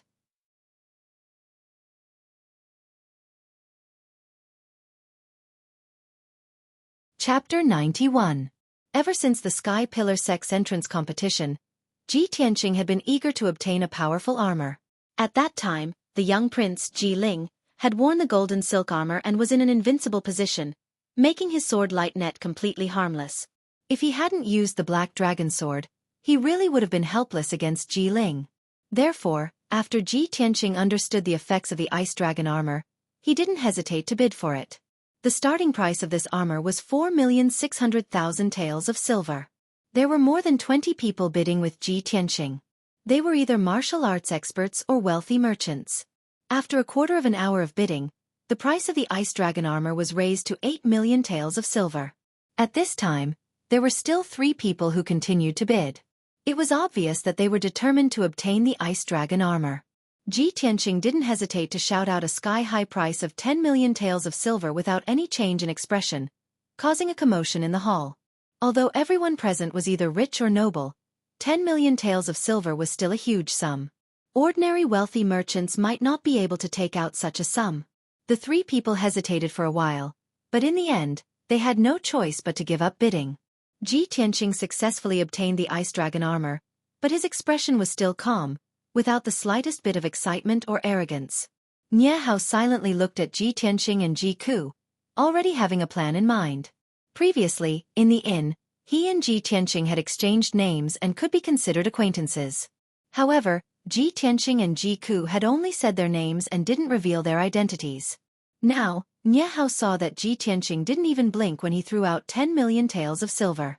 Ji Ku was also indifferent to the sky-high price and didn't care at all. Of course, he could see that Ji Tianqing and Ji Ku's identities were extraordinary and not inferior to his. The auction continued. One after another, rare treasures were sent to the auction stage and then bought at high prices.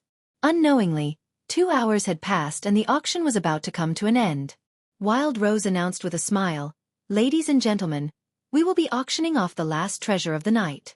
This treasure is called the Myriad Spirit Jade Pillow. It is the finale of this auction. This 10,000 Spirit Jade Pillow has a very miraculous effect." As she introduced the origin and effects of the Myriad Spirit Jade Pillow, she took out a pillow-shaped, light green spiritual jade from the sandalwood box. The jade pillow emitted a sparkling and translucent light under the light. It was covered with a layer of dense green light, appearing extremely mysterious and illusory. Not only that, but the jade pillow also emitted a refreshing fragrance, and there was also a rich fluctuation of yuan qi. When everyone in the hall smelled the fragrance and was enveloped by the yuan qi fluctuation, their spirits were shaken and they felt refreshed. Everyone was far away from the jade pillow, but they could already feel the special effects of the jade pillow. If he could obtain this item, wouldn't he be able to use it to sleep every night? Wouldn't it be even more effective and beneficial to his body? Suddenly, the people in the hall were in an uproar, whispering to each other. Many people's eyes lit up as they rubbed their palms, eager to participate in the auction. However, when Wild Rose announced the starting price of this treasure, most of the people gave up and revealed resentful expressions. The Myriad Spirit Jade Pillow's starting price is 20 million. Each increment must be no less than 1 million. For a moment, everyone in the hall fell silent. Previously, when Ji Tianqing bid for the ice chi armor at a sky-high price of 10 million, it had already made everyone speechless. The starting price of this Myriad Spirit Jade Pillow was 20 million. It was definitely not something the people in the hall could afford. Many people thought to themselves that the only people who could afford this treasure were probably the big shots in the private rooms on the second floor. Ji Tianqing knew that Nie Hao had come to the auction this time for this Myriad Spirit Jade Pillow. When he heard the sky-high price of 20 million, he subconsciously glanced at Nie Hao. Nie Hao's face was calm, and there was no change in his expression. It was obvious that he was prepared. 21 million. His voice was calm as he bid. Everyone in the hall was a little surprised. They all turned to look at Nie Hao with puzzled and scrutinizing eyes. Perhaps they could not understand why Nie Hao was still sitting in the hall on the first floor when he had the money to bid for the Myriad Spirit Jade Pillow. At this moment, a few voices rose one after another from the private rooms on the second floor. 22 million. 24 million. 28 million. I bid 30 million. In a short while, the price of the Myriad Spirit Jade Pillow was raised to 30 million. Everyone in the hall had a drastic change in expression. They revealed complicated expressions and exclaimed in surprise and low voices. Nie Hao was still calm as he continued to bid. The bigwigs in the private rooms on the second floor also joined in the bidding. Another 15 minutes passed, and the price of the Myriad Spirit Jade Pillow was raised to a sky-high price of 50 million. At this point, there were fewer bidding voices. There were only 2 people left. One of them was Nie Hao, and the other young man's voice came from one of the private rooms on the second floor. 55 million. Hearing the young man's voice, Nie Hao frowned, and his face was solemn. He secretly clenched his fists and said in a low voice, 56 million. Ji Tianqing silently watched Nie Hao. He could see that it was difficult for him to make a bid. The price was probably about to reach his bottom line. The voice from the private room on the second floor was silent for a moment, and then it shouted again, 60 million. This item belongs to none other than me. There was no doubt that the mysterious young man on the second floor was also going all out. His voice was extremely imposing, and he wanted to defeat Nie Hao in one fell swoop. As expected, Nie Hao's body trembled. His face was extremely solemn. He pursed his lips and remained silent for a long time. In one of the private rooms on the second floor, a handsome young man in a white robe sat by the table. He supported his chin with one hand and played with an exquisite wine cup with the other. He was the one who had bid 60 million. The middle-aged guard standing beside him reminded him in a low voice with a solemn expression, "Your Highness, we only have this much money with us." He looked like he wanted to say something but stopped. He clearly wanted to remind the first prince not to casually raise the price. The first prince took a sip of wine, and a confident smile appeared on his face. Of course this prince understands. If the person downstairs raises the price again, this prince can only give up. But this prince's momentum is like a rainbow. The person downstairs is clearly unable to do anything. Does he still dare to raise the price? Ha ha ha. There is nothing this prince wants that he cannot obtain. The middle-aged guard nodded repeatedly, and his face was full of flattery. At the same time, Nie Hao was still silent. His expression was somewhat ugly, and his eyes were filled with unwillingness. But Wild Rose had already shouted, "The young master upstairs has bid 60 million. Is there anyone higher? If no one else bids, this 10,000 spirit jade pillow will belong to that young master." Ji Tianqing frowned slightly and asked Nie Hao in a low voice, "Brother Nie, this item is very important to you. Why are you not raising the price?" Nie Hao smiled bitterly and said helplessly, "I used all my strength and only prepared 58 million. I thought that would be enough, but I didn't expect." Ji Tianqing had already guessed that Nie Hao was not raising the price because he did not have enough money. After hearing Nie Hao's words, he smiled slightly and took out a stack of banknotes from his sleeve. He handed it to Nie Hao. "Here is 10 million. Take it for emergency use." Nie Hao's body trembled. He looked at Ji Tianqing in astonishment, and for a moment, he did not know what to say. He never thought that this young Master Ji, who he had only known for 4 hours, would be so generous to help him. This was definitely timely help. Nie Hao pursed his lips, and his eyes were filled with sincere gratitude. "Brother Ji, I, Nie Hao, will remember this kindness in my heart. I will never forget it."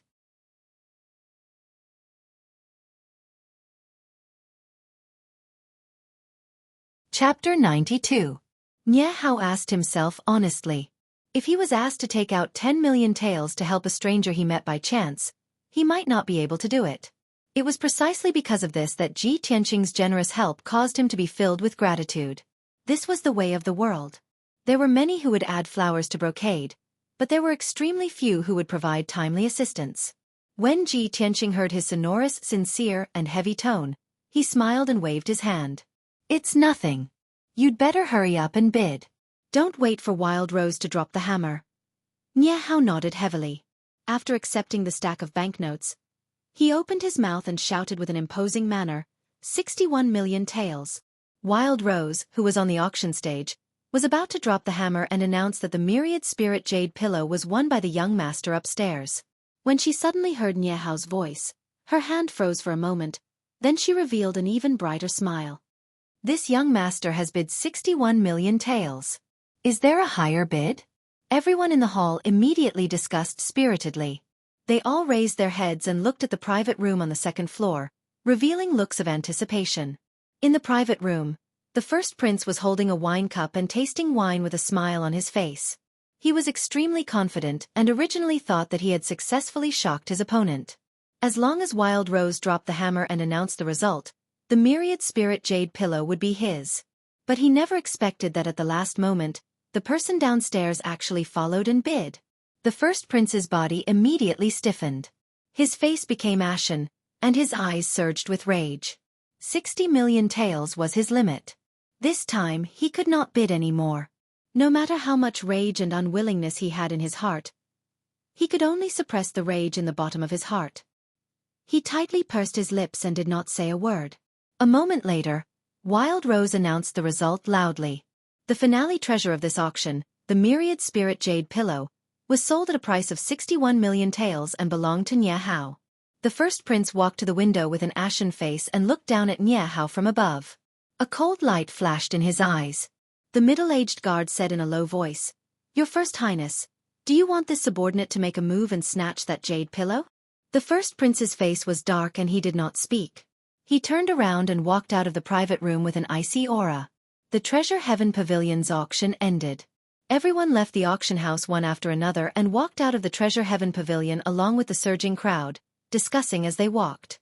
After an entire 7 minutes, all the guests left, and the Treasure Heaven Pavilion finally quieted down.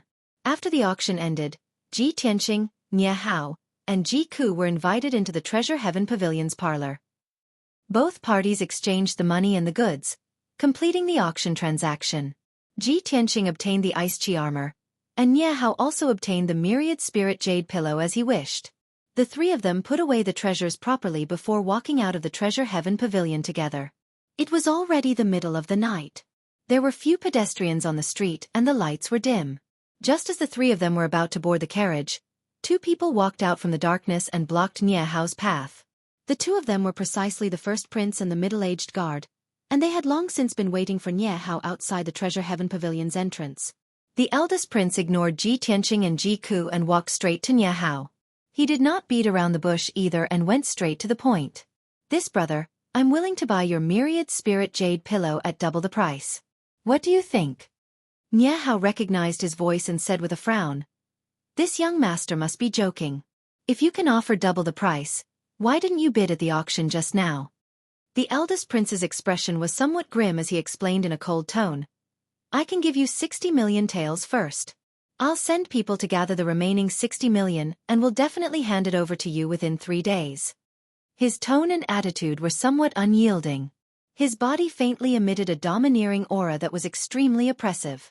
But Nie Hao was unmoved in the slightest and said in a firm tone, "The Myriad Spirit Jade Pillow is extremely important to me. No matter how much money you offer, I won't sell it." The eldest prince's expression immediately turned cold. His eyes surged with a sharp glint as he said with a cold smile, "The things that I, Lu Mingyang, want, there is still nothing that I can't get. Since your esteemed self doesn't know what's good for you, then don't blame me for not being courteous." As he finished speaking, the middle-aged guard behind him strode forward and rushed towards Nie Hao as fast as a gust of wind. He slammed his palm towards Nie Hao's chest. This middle-aged guard was a Tongxian realm expert. His palm flickered with a scarlet flame that contained an extremely violent power. Before the flaming palm could hit Nie Hao, the scorching heat caused Nie Hao to suffocate. His robes and hair were almost charred.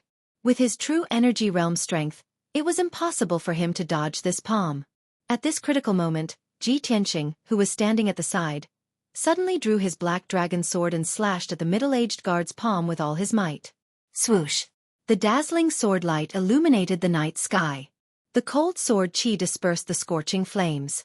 The middle-aged guard's expression changed abruptly. Sensing the terrifying power of the sword light, he immediately retracted his palm.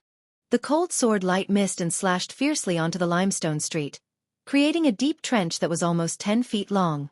Seeing this scene, First Prince Lu Mingyang frowned, a hint of fear flashing in his eyes. He turned his head to look at Ji Tianqing. His eyes were filled with a cold light. "Brat, it's you again." Nie Hao had dodged a bullet and looked relieved. He hurriedly took a few steps back and stood beside Ji Tianqing. At the same time, his two guards also rushed over. They drew their swords to protect him and stared at Lu Mingyang with murderous intent. Ji Tianqing put away his black dragon sword and stared coldly at Lu Mingyang. He sneered in a mocking tone. "Haha, previously in the inn, you already had bad intentions towards my sister. Now that the auction has failed, you want to kill me on the street and steal my treasure. I would like to know, which aristocratic family are you from? How can you be so despicable and shameless?" Nie Hao also glared at Lu Mingyang and shouted angrily, "Lu Mingyang, you sinister and vicious villain." Even Ji Ke sneered with disdain. "Haha, you look like a human. Unfortunately, you're a beast in human clothing. You're even worse than pigs and dogs." Lu Mingyang was scolded by the three of them in turn. He was so angry that his face turned ashen. The fury in his heart surged, and he wished he could kill the three of them. However, Ji Tianqing's sword strike made him rather fearful. Moreover, the three of them had guards with them, and all of them had extraordinary strength. Moreover, this was the entrance of the Treasure Heaven Pavilion. The matter couldn't be blown out of proportion. Otherwise it would be difficult to deal with it. Lu Mingyang could only forcefully suppress his anger and killing intent. He glared fiercely at Nie Hao and Ji Tianqing. "I'll remember this grudge. The two of you. Wait to suffer my wrath." After gnashing his teeth and throwing down these vicious words, Lu Mingyang turned around and left with his guards. His figure quickly disappeared into the darkness. Nie Hao didn't send his guards to chase after them. He watched Lu Mingyang disappear into the darkness and cursed with anger that hadn't subsided. "Damn bastard! He's so arrogant. I almost fell into his trap." After saying that, he took a deep breath and suppressed the anger in his heart. He turned to look at Ji Tianqing beside him and bowed sincerely. "Brother Ji, thank you for saving me just now. I owe you another big favor."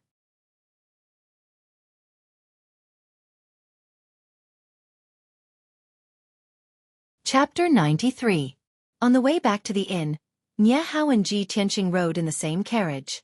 Ji Tianqing saw his abnormal expression and guessed that he might have something to say, so he took the initiative to ask. "Brother Nie, do you have something to say?" Nie Hao nodded and said with a face full of guilt, "Brother Ji, I've implicated you in tonight's matter." Ji Tianqing frowned doubtfully and asked with a smile, "It's fate that you and I have met each other. Drawing a sword to help is a small matter. How can you implicate me?" Nie Hao shook his head gently and said in a dignified tone, "Brother Ji is righteous. I, Nie Hao, will remember this kindness in my heart and will definitely repay it in the future. It's just that Lu Mingyang, I'm afraid his origin is extraordinary and his background is deep. I, Nie Hao, am not afraid of his revenge. It's just that Brother Ji, in order to save me, offended him for no reason. I'm afraid there will be trouble in the future." Seeing that Ji Tianqing did not take it seriously, Nie Hao lowered his voice and explained, "Brother Ji, you may not know, but the Chongfeng country, which is adjacent to our Mao Rong country, has a first prince called Lu Mingyang. It's rumored that the first prince of Chongfeng country looks talented, but in fact, he's a despicable, sinister, and unscrupulous bastard." Hearing this, Ji Tianqing suddenly understood. That guy just now is the first prince of Chongfeng country? No wonder he's so arrogant and despotic. He's really lawless. I'm not from Chongfeng country. Even if he wants to take revenge on me, would he dare to run to my Qingyun country? Ji Tianqing smiled and did not take this matter to heart. Nie Hao was of course not a person who was afraid of trouble. He guessed that Ji Tianqing's family background was extraordinary and his strength was mysterious and powerful, so he did not say anything more. After an hour, the three returned to the inn and went back to their rooms to rest. That night, undercurrents were surging in Fengyang City. However, the inn was safe and sound and no accidents happened. Before going to bed, Ji Tianqing took out the ice dragon armor from the 100 Treasures brocade pouch and put it on after a moment of observation. As expected, this armor was as light as a feather. Wearing it didn't feel cumbersome at all, and it didn't affect his movements at all. Moreover, the ice hornless armor was constantly emitting an icy aura, stimulating his meridians and muscles, and subtly strengthening his body. This ice hornless armor not only had a strong defense, but also had the effect of strengthening the body and refreshing the mind. It was very beneficial for cultivation. The 10 million taels of silver he had spent to buy the ice hornless armor was worth it. The next morning, Ji Tianqing had just woken up and washed up when there was a knock on the door. He opened the door and saw that the person knocking on the door was Nie Hao. Nie Hao walked into the room and cupped his hands in greeting towards Ji Tianqing. He then smiled and said, "I've disturbed Brother Ji so early in the morning. Please don't take offense." After exchanging a few pleasantries, he took out a stack of banknotes from his sleeve and returned them to Ji Tianqing with both hands. "Brother Ji, thank you for helping me out last night. I knew that you were leaving Fengyang City today, so I asked my subordinates to gather 10 million taels overnight." Ji Tianqing was a little surprised. He didn't expect Nie Hao to be in such a hurry to return the money. He could see that Nie Hao owed him a favor, so he felt a little uneasy. Therefore he accepted the banknotes and said with concern, "Brother Nie, that 10,000 spirit jade pillow is a hot potato. You have to deal with it as soon as possible. Nye Hao smiled and said, "Thank you for your concern, Brother Ji. I already asked the guards to send it home last night." The two of them chatted for a while more before Nye Hao cupped his hands and bid farewell. After breakfast, Ji Tianqing and Ji Ku left the inn and continued on their journey. After the carriage left Fengyang City, it continued to rush towards the north. Fengyang City was located at the southern border of Hengchuan country, while the Star Ancient Realm was located at the northern border of Hengchuan country. Ji Tianqing and Ji Ku had to cross the entire Hengchuan country. They had to travel for 6 days before they could leave the country. The journey was quite peaceful and there were no twists and turns. After 6 days, Ji Tianqing and the others left Hengchuan country. At noon the next day, the carriage finally arrived at the entrance of the Star Ancient Realm. The Star Ancient Realm was a mysterious and wonderful place. It was said that it was a special space opened up by an ancient almighty. It was extremely vast and its territory was comparable to half a country. The entrance was on a mountain peak that was 3,000 meters tall. It was impossible for ordinary people to find it. The two carriages stopped at the foot of the mountain. There was no road ahead. Ji Tianqing and Ji Ku alighted from the carriage and stood on the grass, looking up at the mountain peak in front of them. The accompanying coachman and guards carried their luggage down from the carriage. Originally, the guards were going to help Ji Tianqing and Ji Ku carry their luggage and send them to the Sky Pillar sect before returning to Qingyun country. However, Ji Tianqing told them to return and there was no need to send them back. After the carriage left, only Ji Tianqing and Ji Ku were left on the grass. There were also 4 large boxes containing their luggage. Ji Ku looked at the luggage and couldn't help but worry. "Big brother Tianqing, what should we do with these luggage? Do we have to carry them and climb the mountain?" "Hee, there's no need for that." Ji Tianqing smiled and took out his 100 treasures brocade pouch to put the luggage inside. "All right, we should go into the mountain." After saying that, he led Ji Ku into the mountain. Ji Ku saw him wave his hand and the 4 boxes disappeared. She immediately widened her eyes in surprise. She hurriedly chased after Ji Tianqing and held his arm to ask him how he did it. Ji Tianqing explained the wonderful use of the 100 treasures brocade pouch to her. She suddenly understood and praised it. 2 hours later, the two of them followed the blue stone path in the mountain and climbed to the peak of the mountain. There was a wide platform at the peak of the mountain. The ground was paved with black boulders. The boulders on the ground were mottled with the vicissitudes of life. It was unknown how long they had been etched by wind and frost. There were ravines and lines carved on the boulders. There were many crisscrossing strange lines that formed a huge array. Around the array, there were 12 young cultivators wearing blue robes and carrying swords on their backs. These people were all at the mystic enlightening realm. Their eyes shone brightly and their bodies exuded confidence and arrogance. Ji Tianqing glanced at them. These people's robes were of the same style and had the same pattern embroidered on their chests. There were 2 crossed swords in the pattern and a circle of stars around them. It was obviously the symbol of the Sky Pillar sect. He immediately understood that these 12 young cultivators were disciples of the Sky Pillar sect. They were ordered to guard the entrance of the ancient star realm. Sure enough, the leading young cultivator walked over and asked in a dignified voice, "Who are you? Why are you here?" Ji Tianqing and Ji Ku quickly took out their identity tokens and presented them to the young cultivator. "Senior Martial Brother, we are new disciples who have just entered the Sky Pillar sect. These are our identity tokens." The young cultivator took the 2 tokens and looked at them. His expression eased slightly. He nodded and said, "So it's new junior Martial brothers and sisters. Wait a moment. When I open the entrance to the ancient realm, you can enter. There will be other senior martial brothers inside to receive you." You're tuning in to the Xueqi's Martial Arts Saga YouTube channel. Don't forget to subscribe and join us on this journey to catch the most captivating stories.